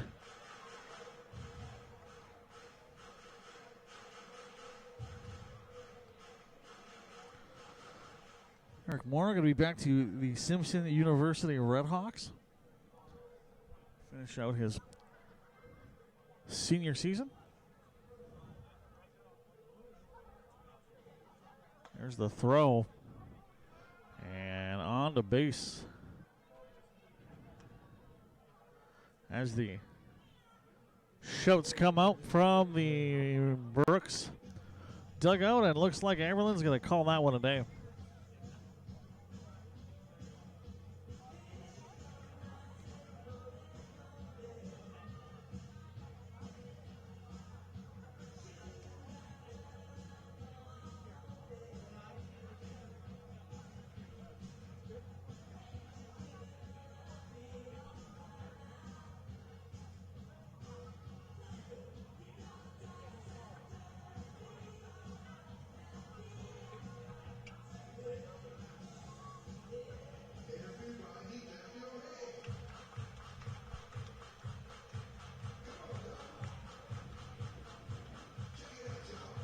Top of the sixth. Almost 9 o'clock here as this game slowly works its way along, and Aberlin's going to stay in. There's a strike.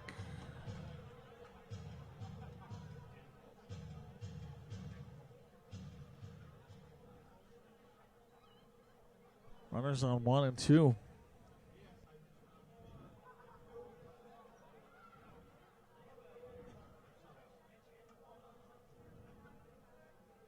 It should be Carson Friesen. And he does get contact with that. Aberlin, the throw to first. That time he'll get him. Runners do advance, but the second out is on the board.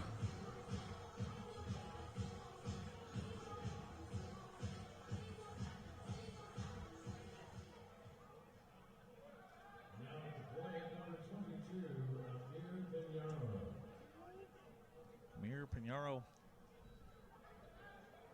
1 for 3 today.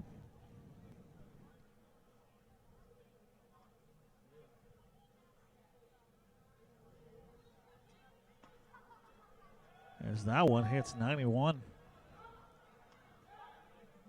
1-0.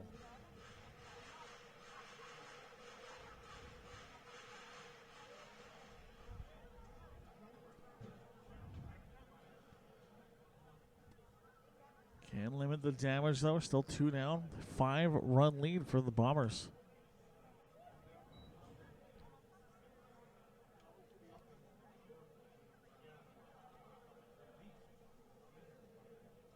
Pinheiro will step out, step back in, and try to reset here. As you get 2 speeds from Ash Aberlin. About 79 or 91. Not a whole lot in the middle. That one's going to be 79 for the strike.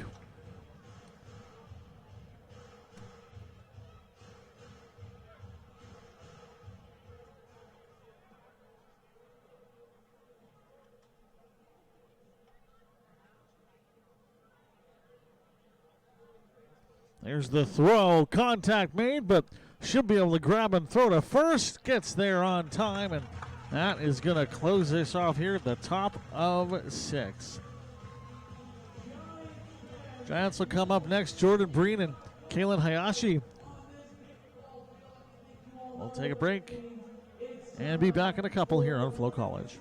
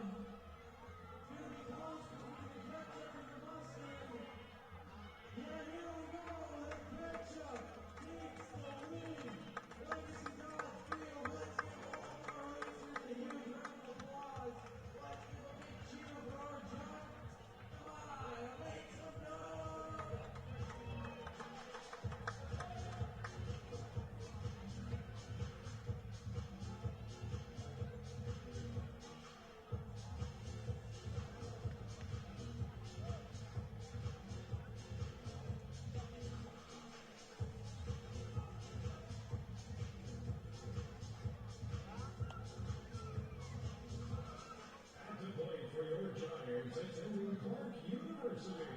Number 32, Jordan Breen.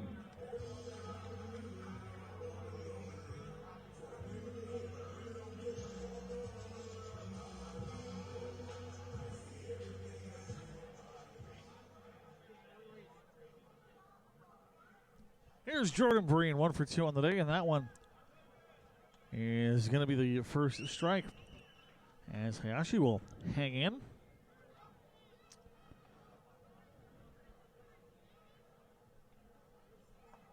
Swing and a miss. 0-2.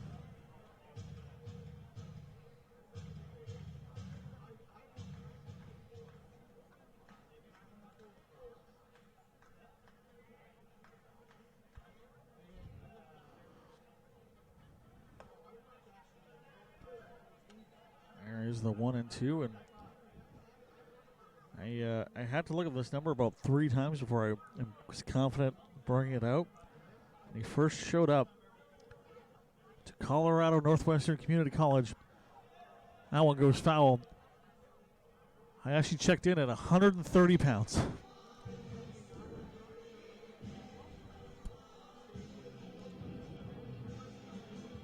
Doesn't seem crazy, as his stats this year came in 5'8", and he's worked his way up to an incredible 155.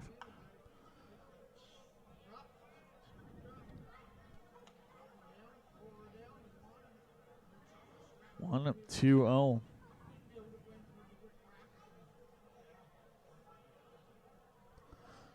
Pitch number 6 here for Jordan Breen. Foul off the last couple. And that one will go outside the zone. 2-2.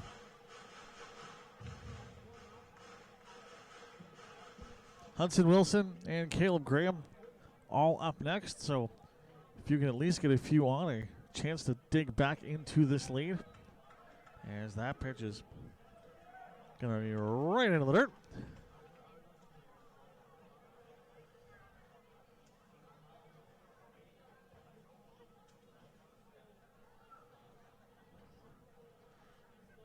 Pitch number 8.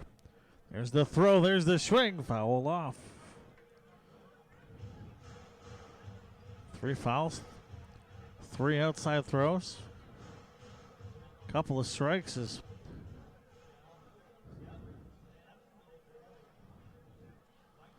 we have some more action in the Giants bullpen.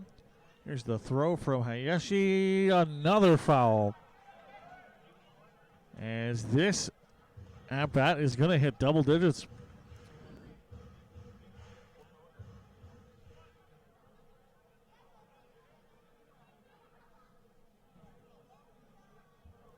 Roughly half his pitches in this entire game come from this singular at-bat.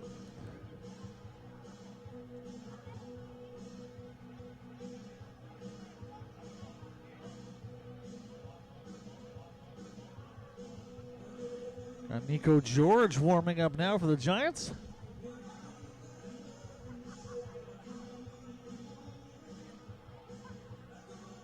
Looks like something may have happened with one of our umpires here. Looks like that foul ball may have popped up a little high. And he's going to head on back. Looks like he's going to be okay.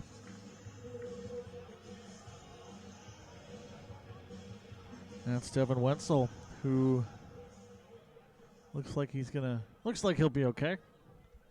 Maybe took some shale up top too as well, but he'll stay in. Here's the throw, there's the swing, and pitch number 10 goes foul.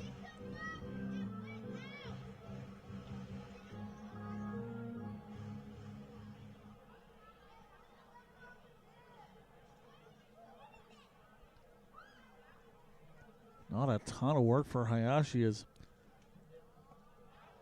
that's finally going to be for a walk.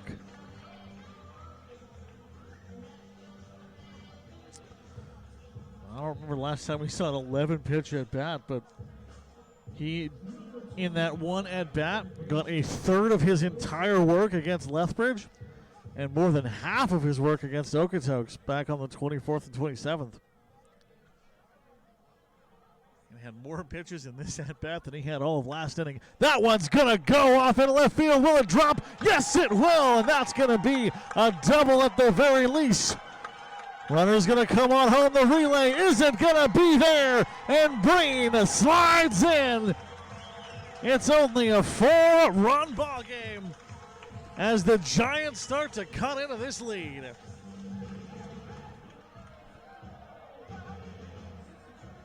RBI double.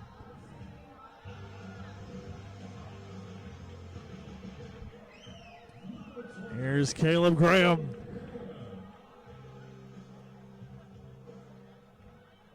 Did have a couple appearances in the playoff run for the WCBL champion Regina Red Sox last season. As that one's going to bloop up, but will not head over the first baseman, and it's out number one. That first at bat was so long, I genuinely lost track of where I was in the inning. 11 pitches. Absolute tomfoolery. Fly out for Caleb Graham. Miguel Titro hasn't quite had the hitting run that you've hoped for through his season. Definitely not a feature part of this offense, but last couple games has showed up incredibly well. Pitch from Hayashi, swing and a miss from Titro.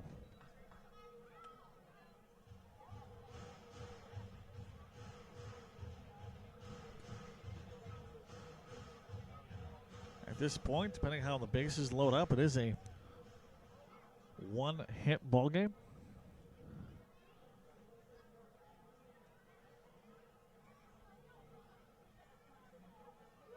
Goes for the bunt. And is he going to beat the throw? Oh, almost. He was on his horse but couldn't quite get there.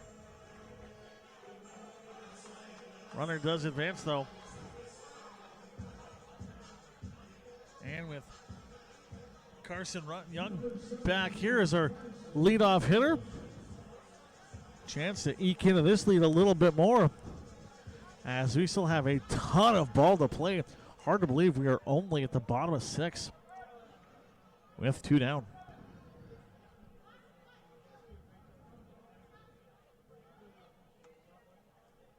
That throw way up high.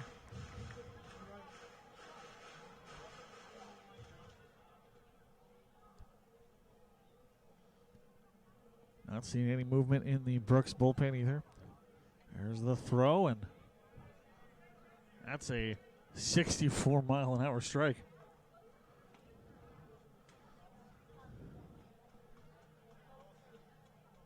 My dog can run faster than that.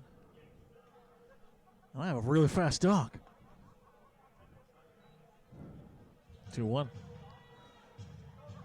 It is the funnest thing you can do with a radar gun, though, is just track dogs. Oh, it's fun.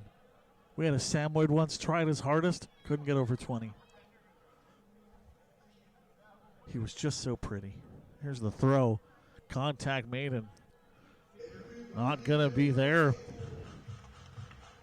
You can see Carson Young. I'm sure if we go back and look on the replay, you see his eyes open up at that one and just lost it a little bit.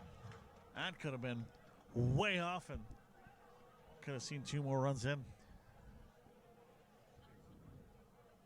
The throw, the swing, off into foul zone.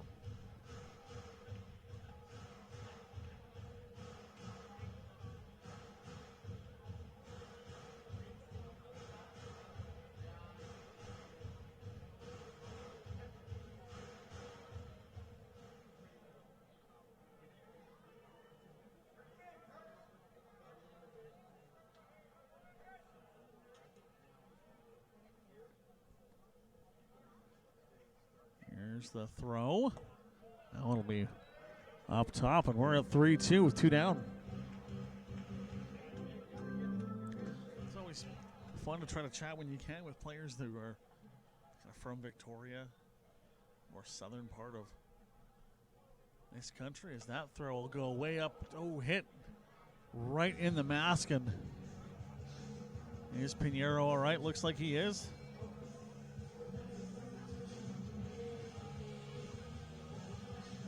Looks like it did tip off the bat, though, so it is a foul. We'll keep going. Is Pinheiro. Looks like he'll be okay. He'll hang in. That's why you wear the helmet. That one flies off the bat, but out of play.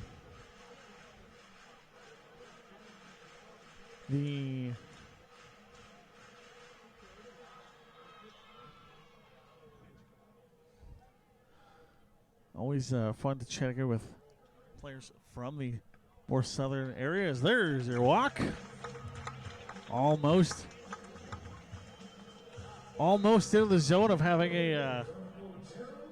another double-digit at bat, but we just eke out of it. 0 for 3 for Fugino, as he looks to really could totally flip this game on his head with a homer here, or at least even a double. Got some action in the Brooks bullpen. Looks like Aiden Maxwell getting everything set. Chance at a steal, and he will get it.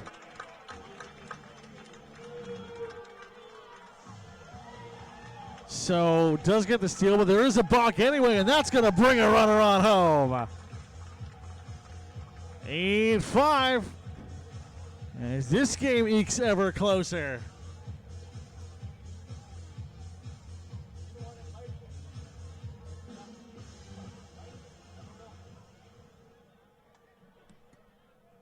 Wouldn't look like a steal on its surface, but would not be one anyway, as Bach will take precedence.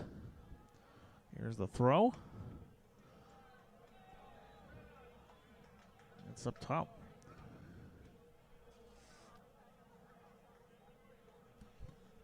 And Aiden Maxwell for Brooks, getting everything loose and limber, so we'll see how long until he checks in here, but Kaden Fugino hopes to make the most.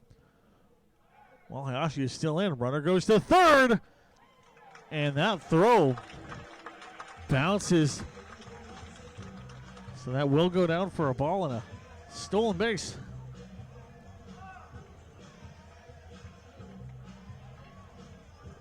We're going to keep a tight eye on the Brooks bullpen here, and this might be the last at-bat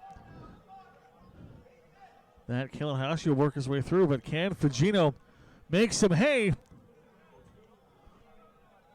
There's up top, 3-0.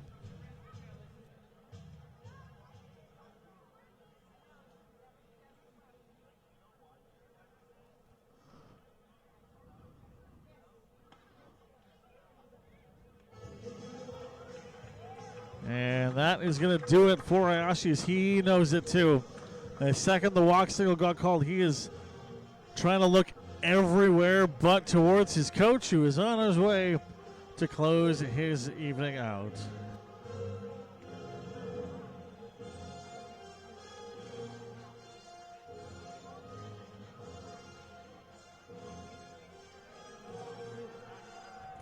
Ian Maxwell is going to be into this ball game.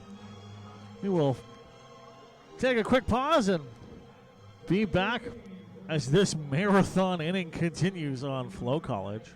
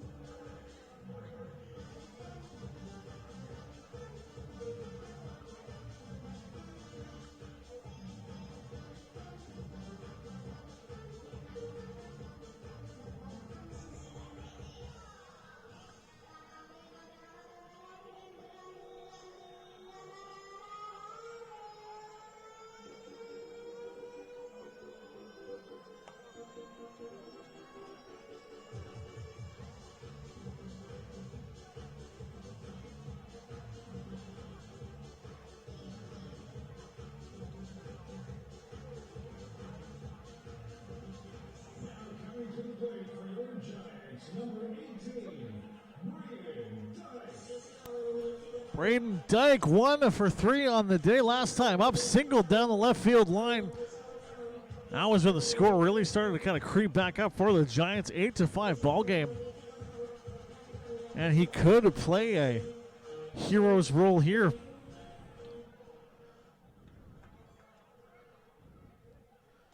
Got a runner 90 feet from home in the form of Carson Young. He's going to let that go by. As Aiden Maxwell gets his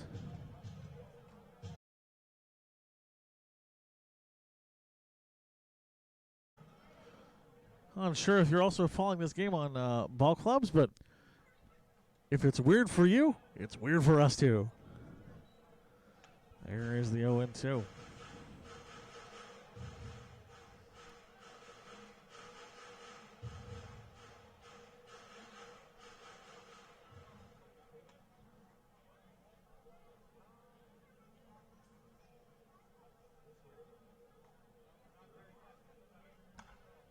That's going to go way up and should be an easy grab. And yes, it will be as this inning finally comes to a close. Aiden Maxwell, hometown boy, gets the last out of the inning. And we'll take a break and be back with the 7th coming up next.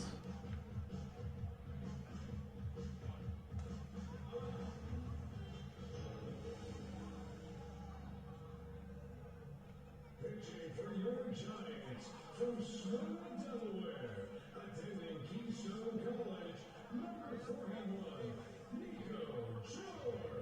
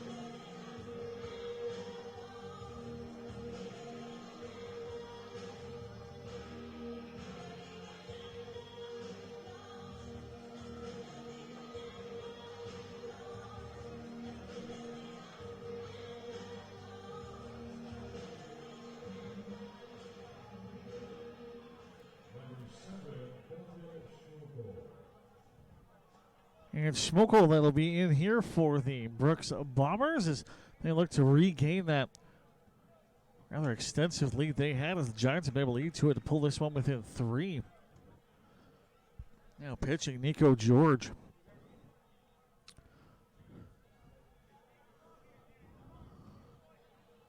Here's the throw from George, and that's going to go in for the strike. Kinds of zip on that one.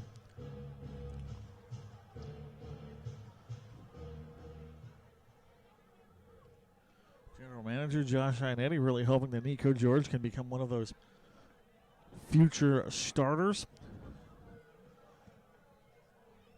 Comes in with all the physical stuff all the physical attributes you want in the world. 6'2", 210 freshman out of Smyrna, Delaware. That one is going to be a zipper to first. Breen gets the foot down, and one up, one down.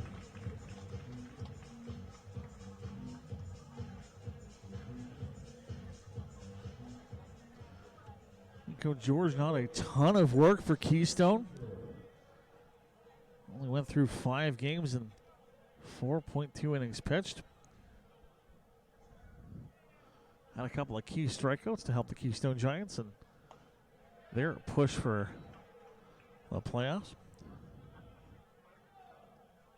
0-1, 1 down. Stewart Couture looking for his first hit of the game.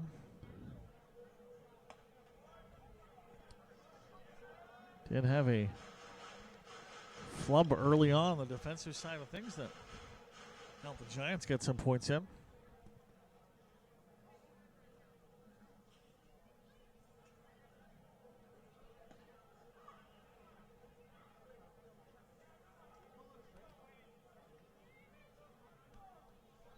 There's 2-1.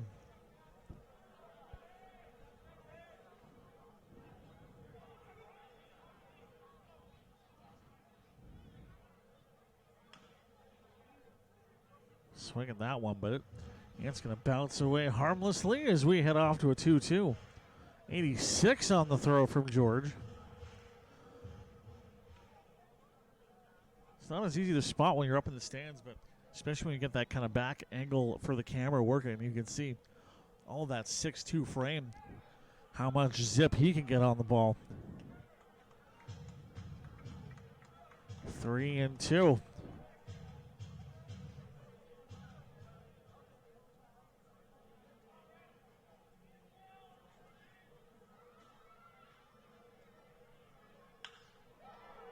Contact is going to be there and almost grabbed. That one just a little too much mustard on it as Young can't keep the handle.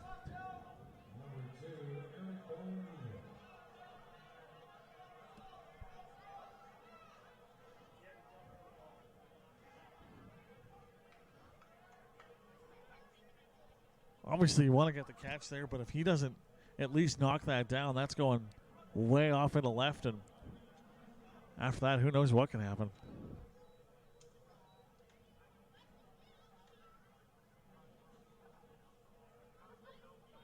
The throw from George. There's your 0-1. Can't really see it on the camera, but we're being treated to an absolutely all-time sunset here. It is gorgeous. Just off to the north of Legacy Dodge Field. Gets absolutely everything on that one. And that is going to drop and going to be a triple, and the run is going to come home. The relay, hope it'll be a double as that relay was just speedy enough to block off.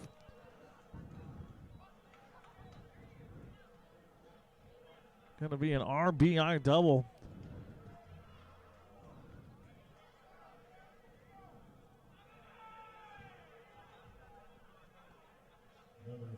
Eric Ballingilla cranking that one to deep left center.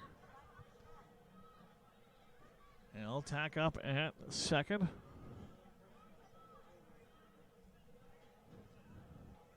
And Snowden back up once again. Gonna get that one. Throw to first is gonna be there, and there's 2 outs on the board, but the runner does advance as Ballingilla makes his way to third. 9-5 ball game as Giants will have to try once again to eat into this 4-run lead that the Barks Bombers have hung on to for most of the game.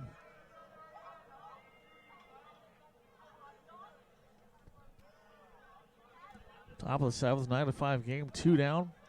Owen Fernandez watches that sail by. RBI double in his second to last appearance at the plate. 0-1. Make that 1-1.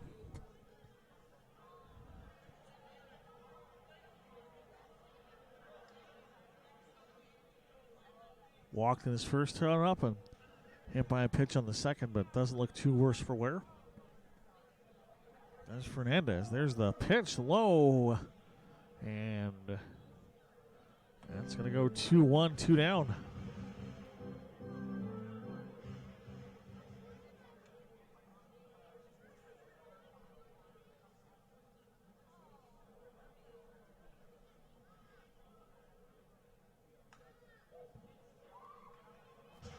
Chop foul.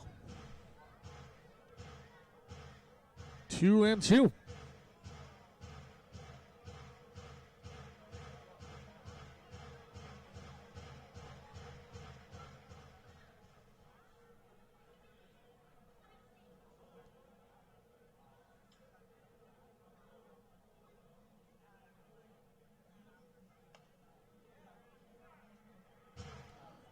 Just like that, we're back to a full count.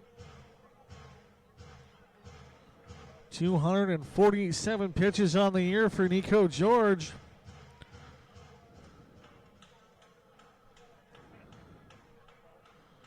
Six strikeouts. Slings that one. Got him!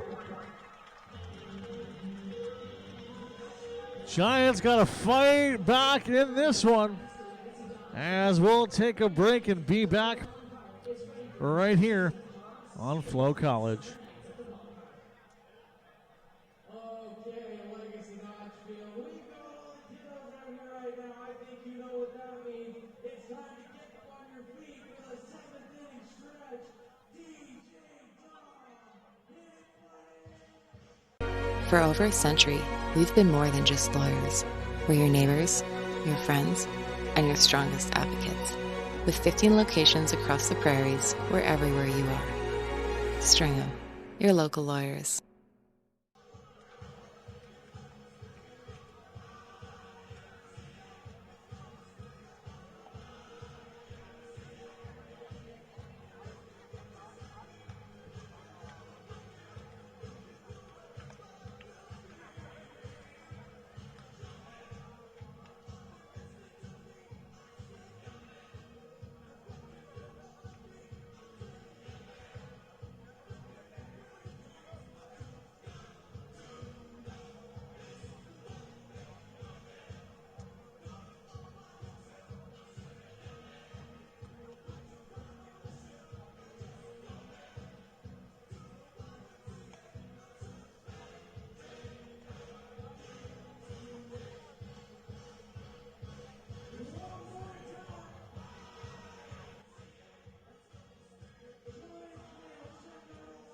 Hey baseball fans, make sure to stay up to date with your favorite teams across the league by subscribing to the WCBL YouTube channel right now. We have tons of free coverage for you over there, including daily highlights, full archived game broadcasts, daily game day previews, plus the WCBL report with myself and Joe McMurray.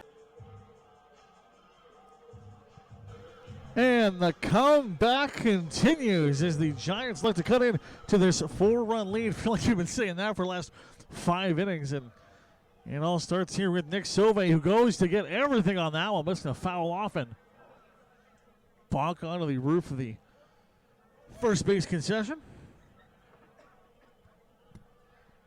I want to remind you once again, going for a full Guinness World Records attempt, as that one's going to find contact and will be snagged by the shortstop. Throw to first, and Sauve can't quite get there.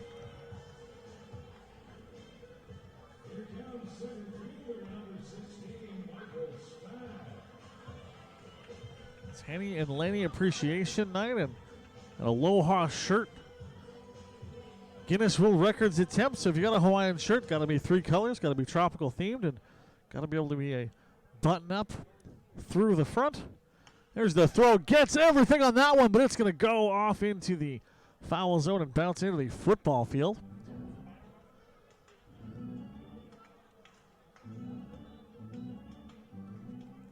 As Michael Spack gets the most dramatic foul we've seen.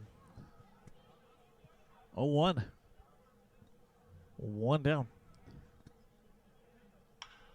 That one should be an easy throw for Ballinella. Gets it to first once again, and almost a carbon copy of the first at bat.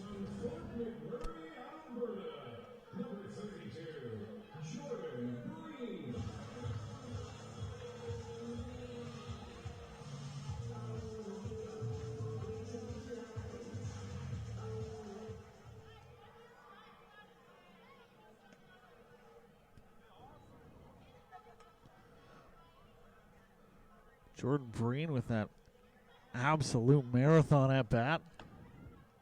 Last time up, going into the double digits, getting the walk at the end of it.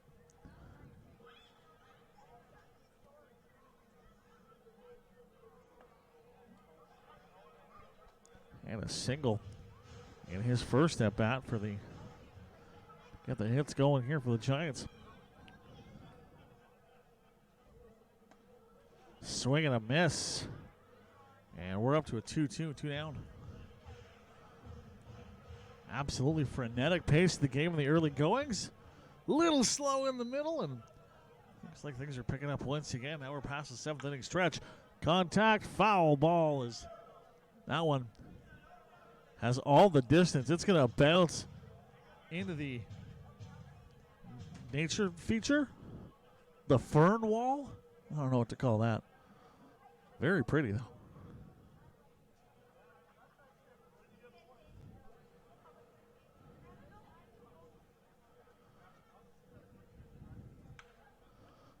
That one is going to stay in play, but it's another ground out as the throw is off to first, and it's 3 up, 3 down. And we head to inning number 8. Brooks Bombers are back up on the bump. We'll take a break, and we'll see you in just a moment here on FloCollege.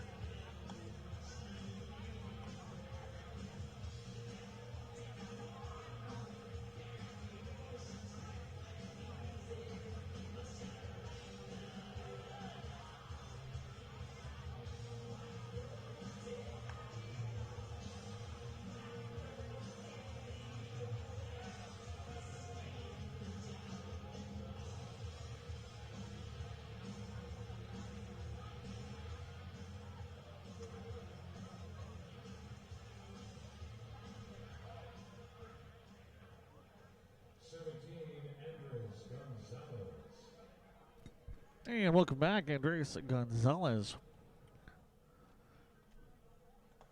Gonna let that go by. And it's strike one for George.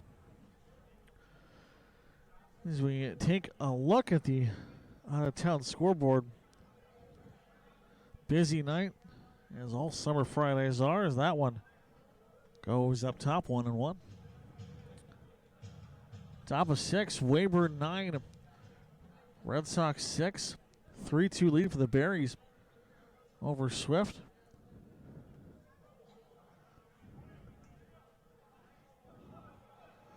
Correction on those ones as we had a weird run there on be hit by a pitch.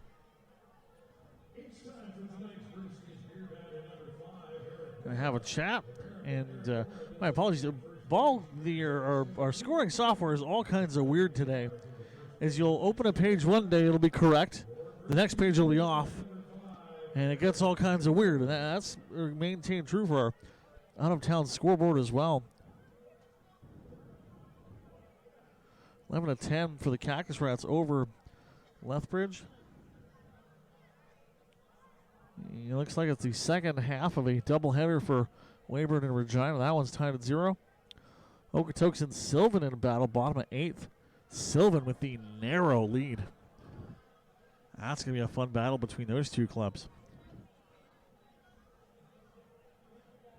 Medicine Hat absolutely demolished by the Miller Express. Still an inning to go there. 10-2. Runner goes to second. There's the throw! Got him! How about that? As the throw to Fugino is good. Caleb Graham going to take some nods from the dugout for that one as he made that play. What a throw. One first out is on the board here. And Zamora, that's that sling by. 1-2.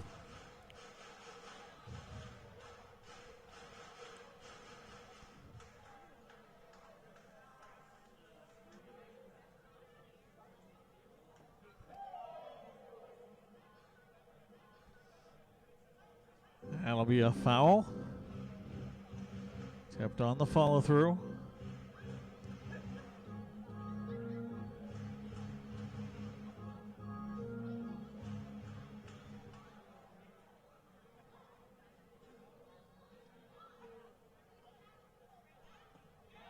Swing and a miss for Mora. Down he goes.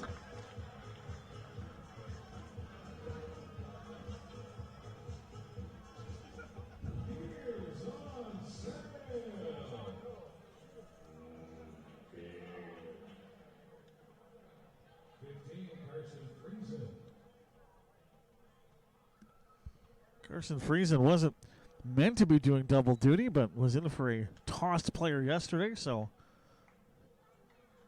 he'll have some extra innings of work on his stat log. 1-0, down. There's the throw. There's the swing.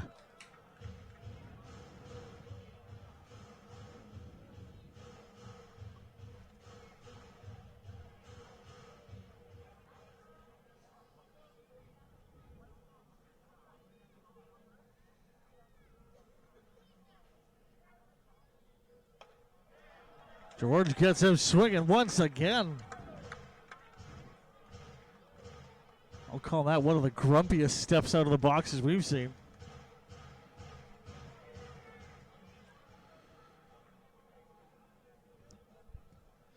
It's been interesting to see the season for George, the way it's gone. That one stays in bounds. Throw to first!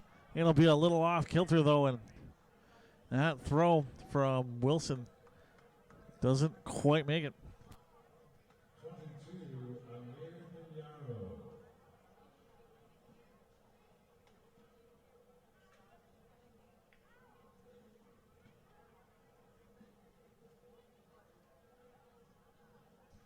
And here's Pinheiro.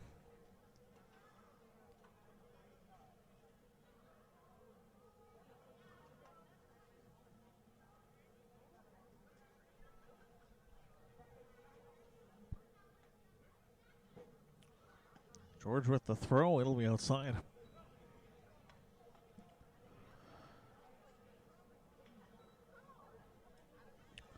Nico George's last appearance was 2 innings of work. Only gave up 1 hit to the Regina Red Sox last Sunday. It's another swing there.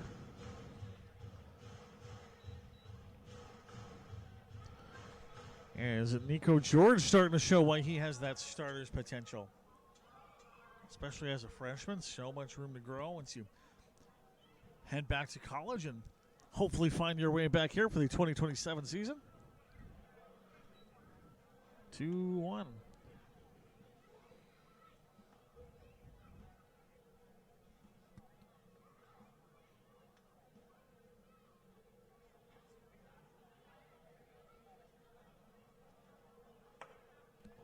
That one Runs up top.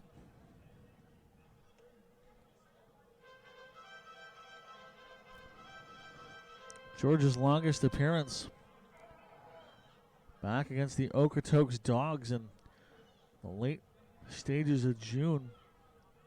It was a game that no one had a good time in, as the Dogs rang up the score and we didn't make our way to 9.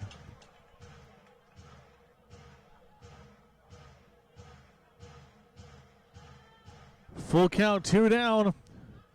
Nico George with the chance for his 3rd takedown of the game. There's the throw, and that's going to foul up.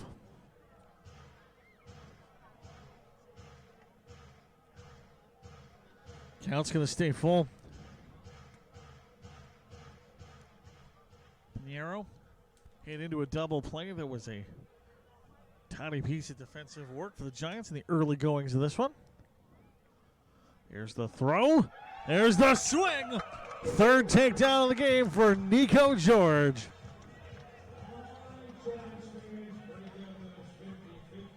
And we are headed to the bottom of 8th. A 4-run lead, 9-5 for the Bombers over the Giants. We'll be right back as you're watching the WCBL presented by Stringham Law, only on FloCollege.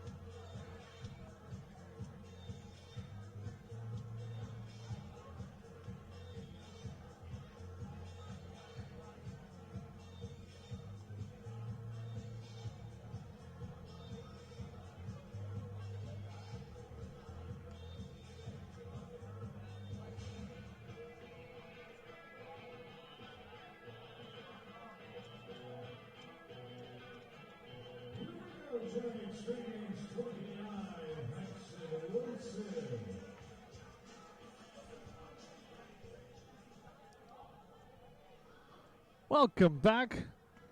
And it's the WCBL presented by Stringham Law, only on FloCollege. And Hudson Wilson, who's gone 2 for 3 today, staring down Aiden Maxwell, who's got 12 strikes through 14 pitches thrown. And that's going to go for the 1-1.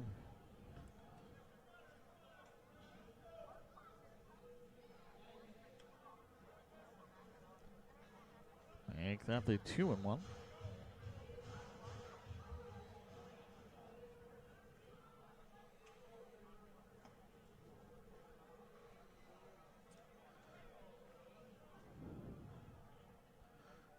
Two on the swing and miss.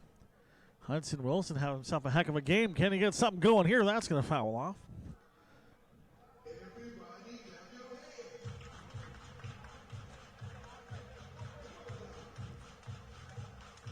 Legacy Dodge Field holding a special place for current Brooks pitcher Aiden Maxwell as he made his team debut as a Brooks local right here, suiting up for 3 games last season.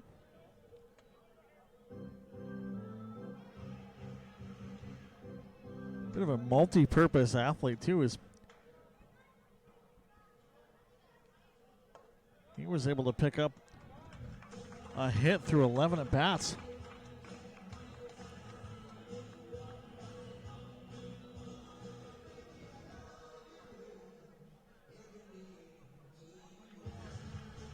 And a pinch hitter is going to come in. It is Lincoln Fugel,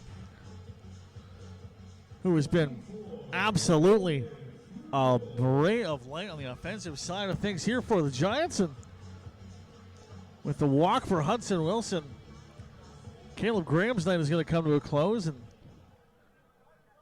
it's like Fugel will take over catching duties as well. There's the throw. Contact. That one's going to go off in a deep left.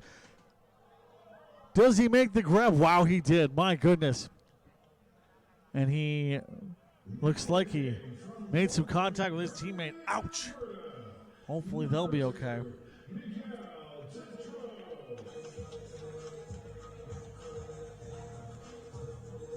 Lincoln Fugel got everything on that first one and almost able to go yard, but what a defensive play there. Courtesy of center fielder C.J. Snowden.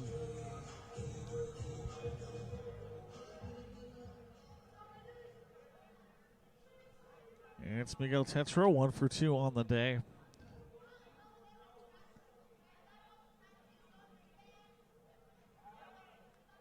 Pickoff attempt at first, not going to be there.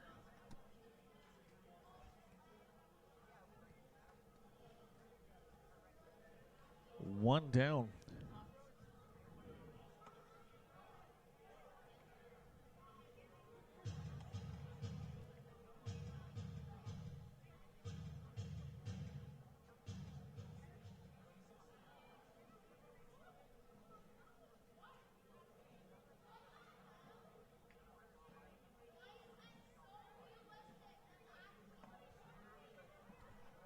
Abe Maxwell almost started his career way early as he's came very close to suiting up back in 2023.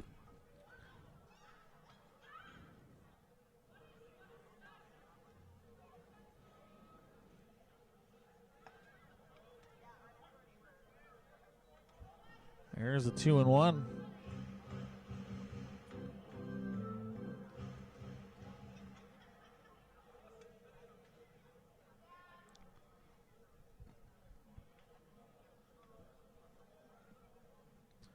Maxwell been able to live his dream through this couple-year WCBL career. Even back in high school, was junior bomber.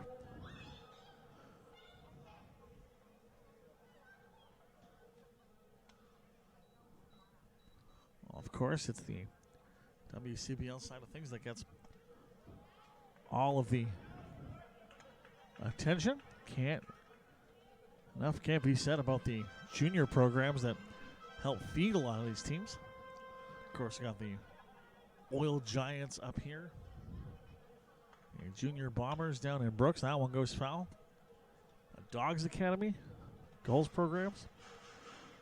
Even developing a set down in Saskatoon as the Berries start to expand up their baseball network.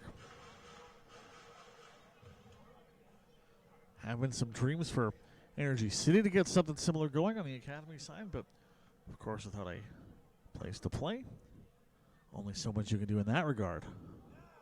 There's the swing for Tetro. And down he goes.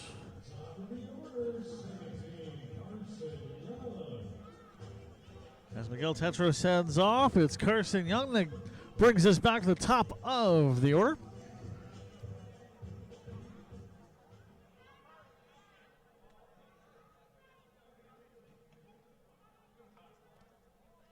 And pitch is going to go low.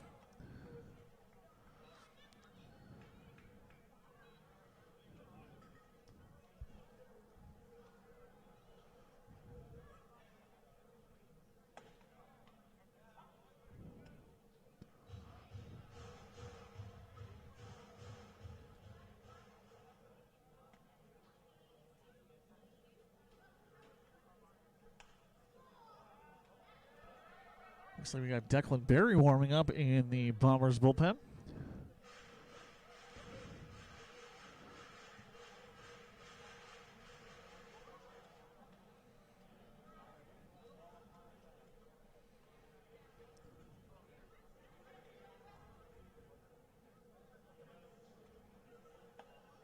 Swing and a miss. Back-to-back takedowns for Maxwell, and the Giants are down to their final 3 outs of the ball game. We'll take a break and be right back. Top of the 9th, Colton Schmokel and Nico George on FloCollege.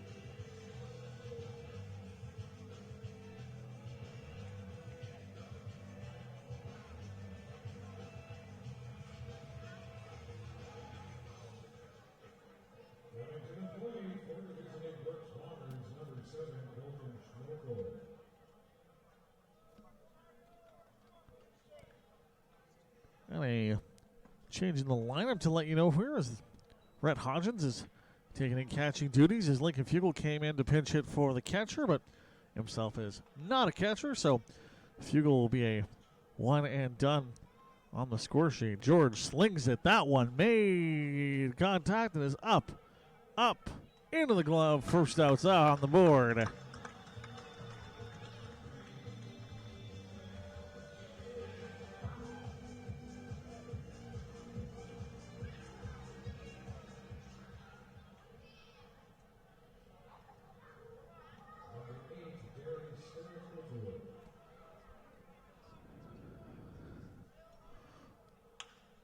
Sterry Couture gets on that one, but the throw is going to go to first. Breen. Looks like he's still trying to make up for the early flub, as he's been almost perfect on the fielding side of things since, barring a couple of way off target throws. 2 up, 2 down.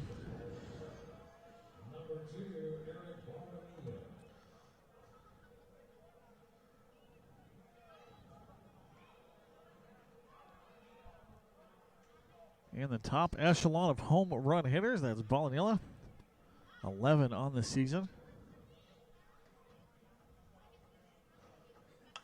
Gets that one, but it's going to go way up in the air, and it's going to fall just outside the net. And thankfully, in an area of stands where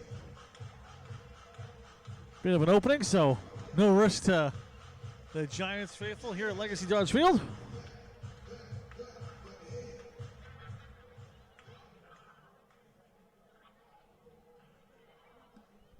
Two for 5 for Balanilla. There's the throw, and that's out of the glove. But we'll get the strike there. 0-2 as Nico George has a little bit to work with. One of the better long ball hitters in the league. Contact there, out 2, and the throw to first. 1, 2, 3, and pop on your rally caps. We're heading to the bottom of the 9th. Only a 4-run lead to make up. All it takes is one grand slam, and there's been so many of those. It'll all be fine. We'll see you here at the bottom of the ninth.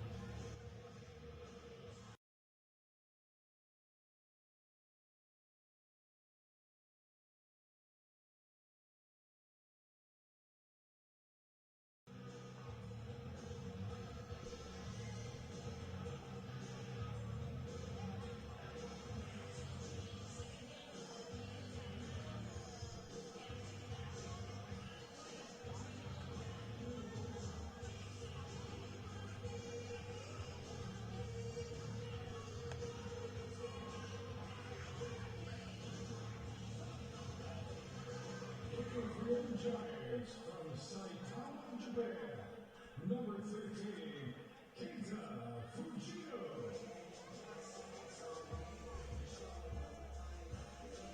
Well, if there is any hope for the playoffs, it all starts to come down to this.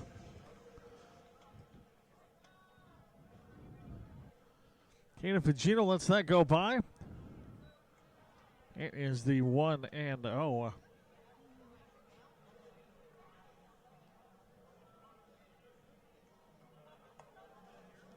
Trying to get all the mustard on that one, but it's nothing but relish in 1-1.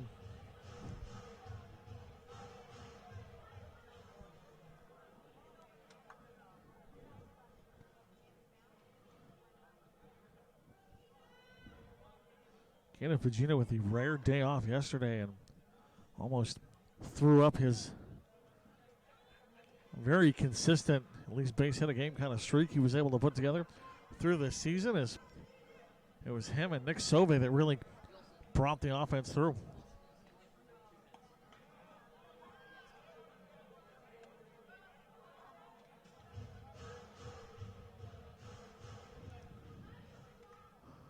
Two and two for Fujio. There's the throw. And he's going to let that go past. Full count. Need Maxwell staying in.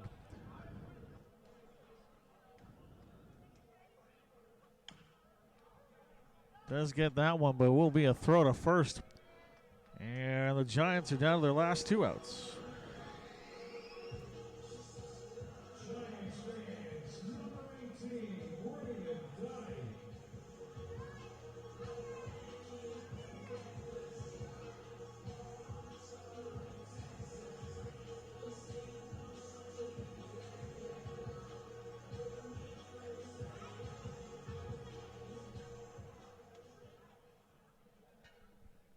Braden Dyke 1 for 4 on the day. Here's the strike one.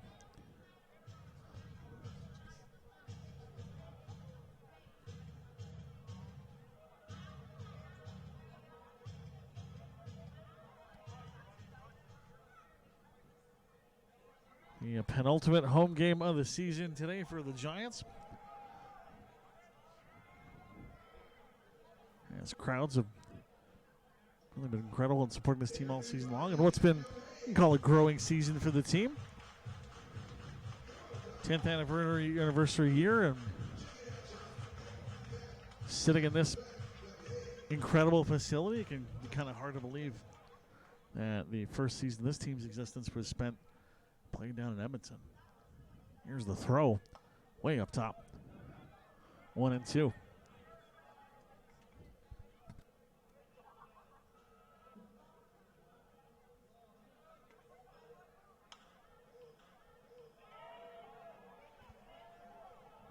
That one's going to go up, and he grabbed out in center field. One out count left. Real strange year.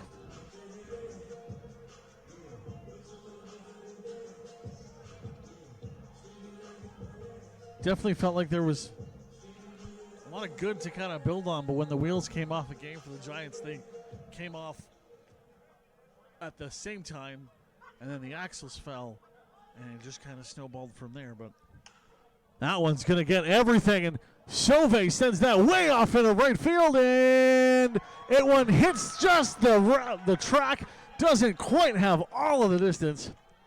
That one just a foot and a half away from being a home run.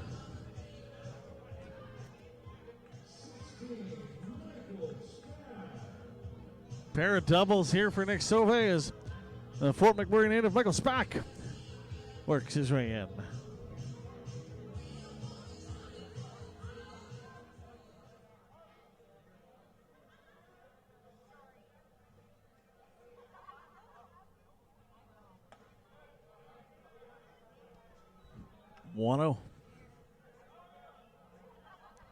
Looks like Maxwell's going to close this one out. 43 pitches will be his, I believe, might be his longest appearance of the season.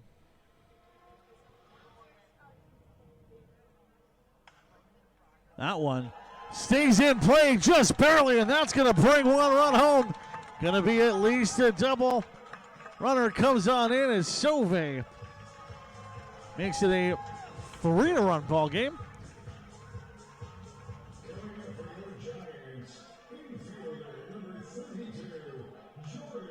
Michael Spack gets his first hit of the game with that double down the line.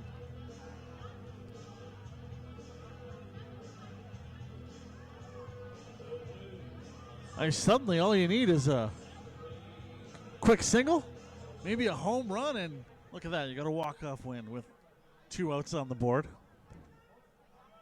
Although we have seen our fair share of scoring with 2 outs on the board at differing parts of this season. Jordan Breen 1 for 3.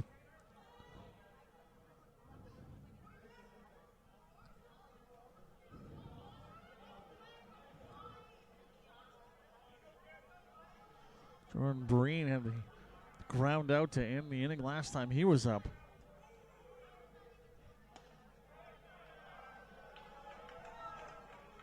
There's the 1-0.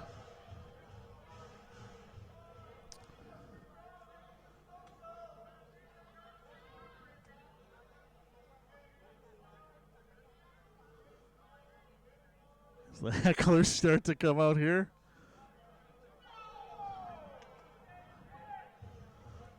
The Brewskis, beer batter aficionados in the crowd making themselves heard.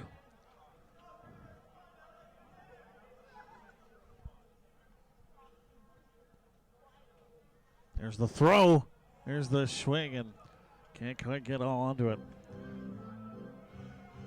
1-2.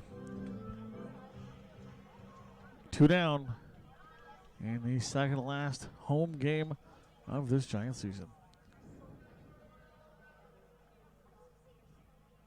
The throw. It is going to bounce off a glove, and runner gets ahead, but they're going to push him back to second.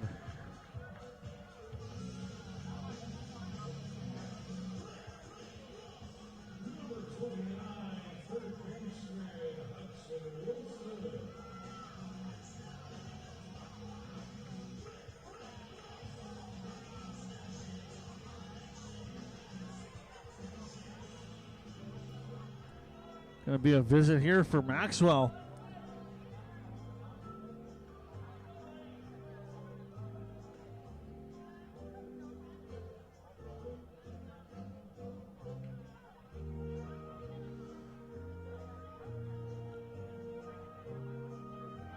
Hudson Wilson walked last time he was in, had a double before that, a single before that. Really, look, it's not. Crazier things have happened. This game is very much still in savable territory.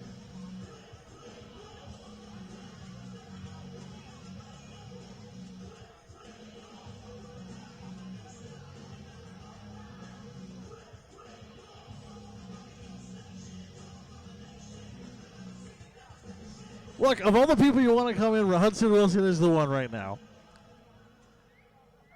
2 runners on. 2 down. Game still tieable. As that first throw goes outside.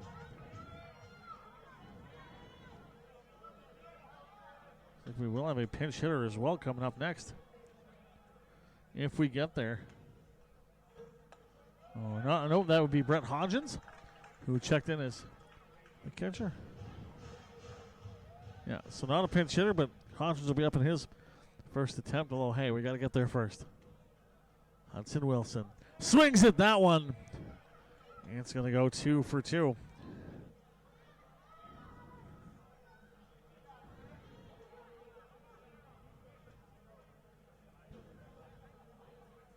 Two and one, pardon me.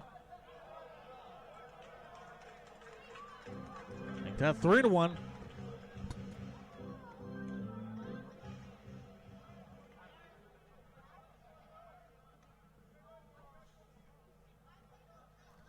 There's the throw. That's a strike in this count. He's up to full. Can play the hero here.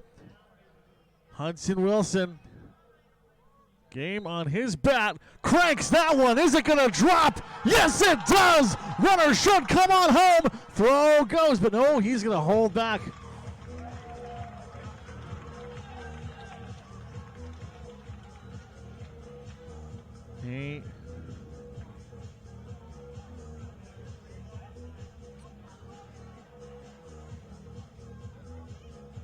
How is this going to go?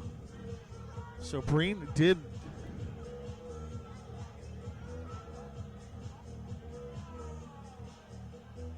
Like to see the official call here. We might.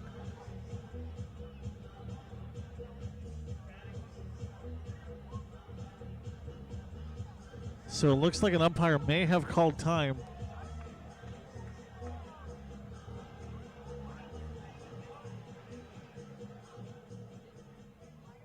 Yeah, that is gonna, we're gonna walk that one back. So a call is a no pitch as the ump had called time, like right as Breen had put his gloves down. So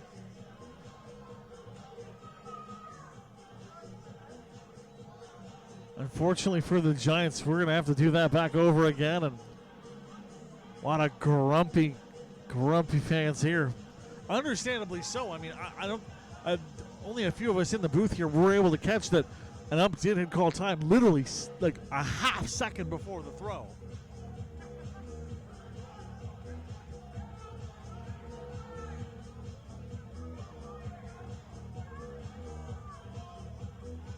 For McMurray arguing the case, but I'm not even sure this coaching staff realized that time got called.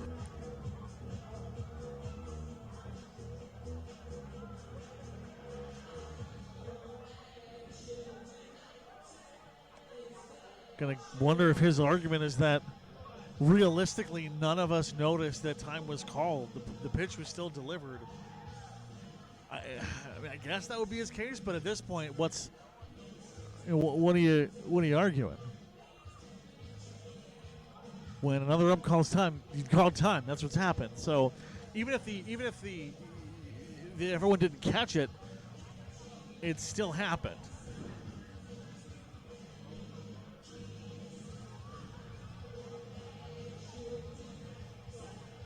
And it looks like they're gonna. Yep, this will just be reset. So, no pitch on the called time. Jordan Breen is going to be a little embarrassed about that one. He was the one who didn't call for it. But hey, maybe Hudson Wilson, you might have another. First one didn't count. His second time the charm. That one fouls off.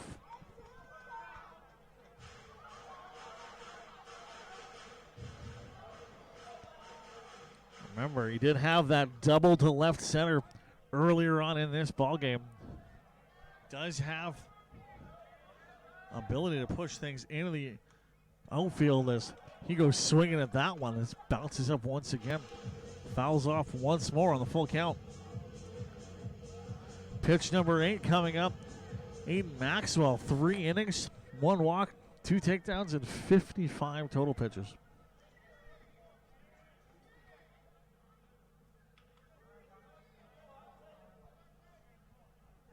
Here's the throw.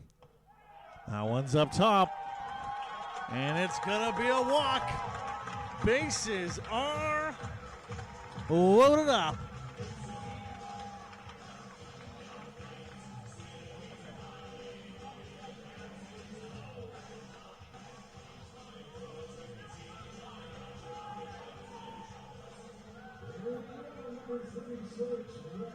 We're going to have a coaching visit. Is it the end for Maxwell? Looks like it might be.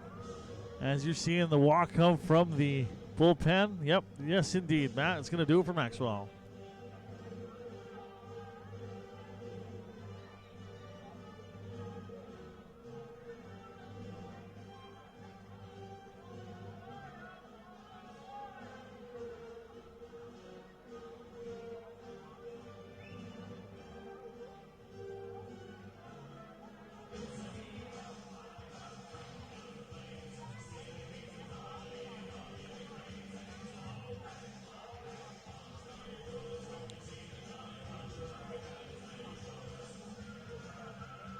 It's Rhett Hodgins from Regina, Saskatchewan.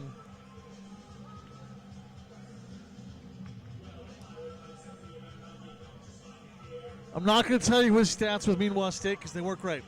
But that doesn't matter because anyone could be a hero. And maybe Rhett Hodgins can be one here. Bases loaded. 3-run lead for the Brooks Bombers. A grand slam walks it off. The greatest play in baseball.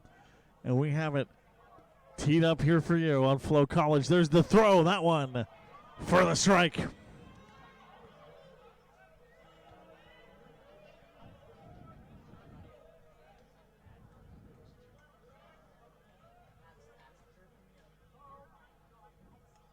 That one well outside. 2-1 for Maxwell. 2 down. And this is your moment. Lock it in. There's the throw. Make that a 3-1. Got to get something here. Otherwise, you have a brand new pitcher coming in.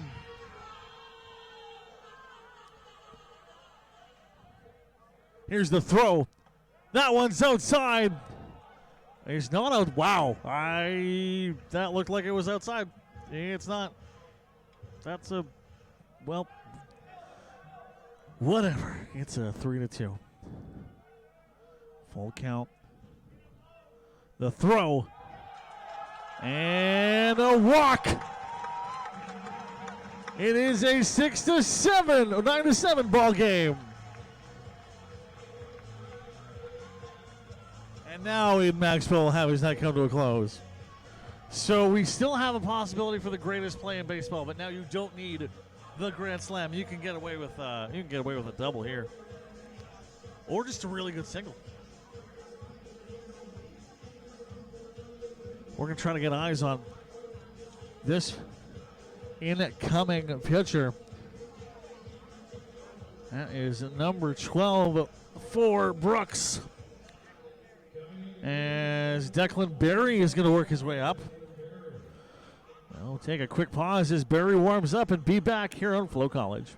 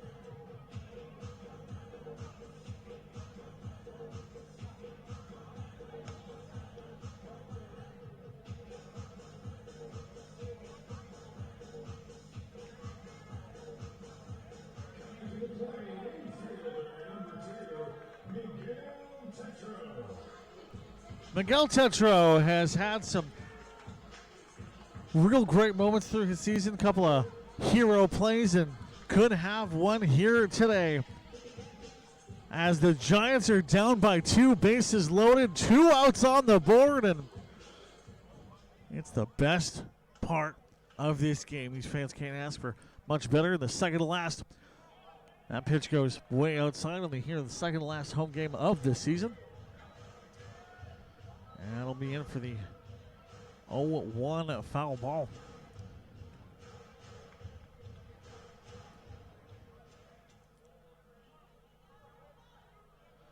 One for 3 for Tetro. Just needs a line drive.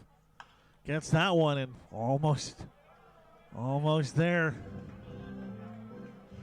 That one's going to go foul once again. And Declan Berry out of the North Shore Twins has a 0-2 lead.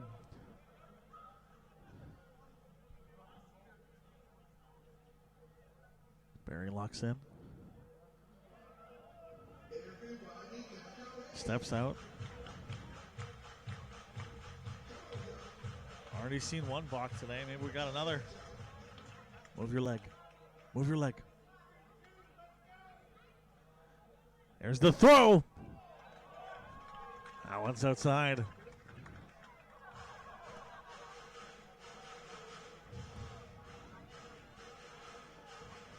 Might be the slowest run of pitchers we've seen here at Legacy Dodge Field, but it's the lower speed throws that can be the trickiest to handle. Swing! Miss. Ball game. That will do it. Despite some hope in the closing moments, the Giants can't steal away the win. And that'll all gonna do it for the playoff hopes of this Fort McMurray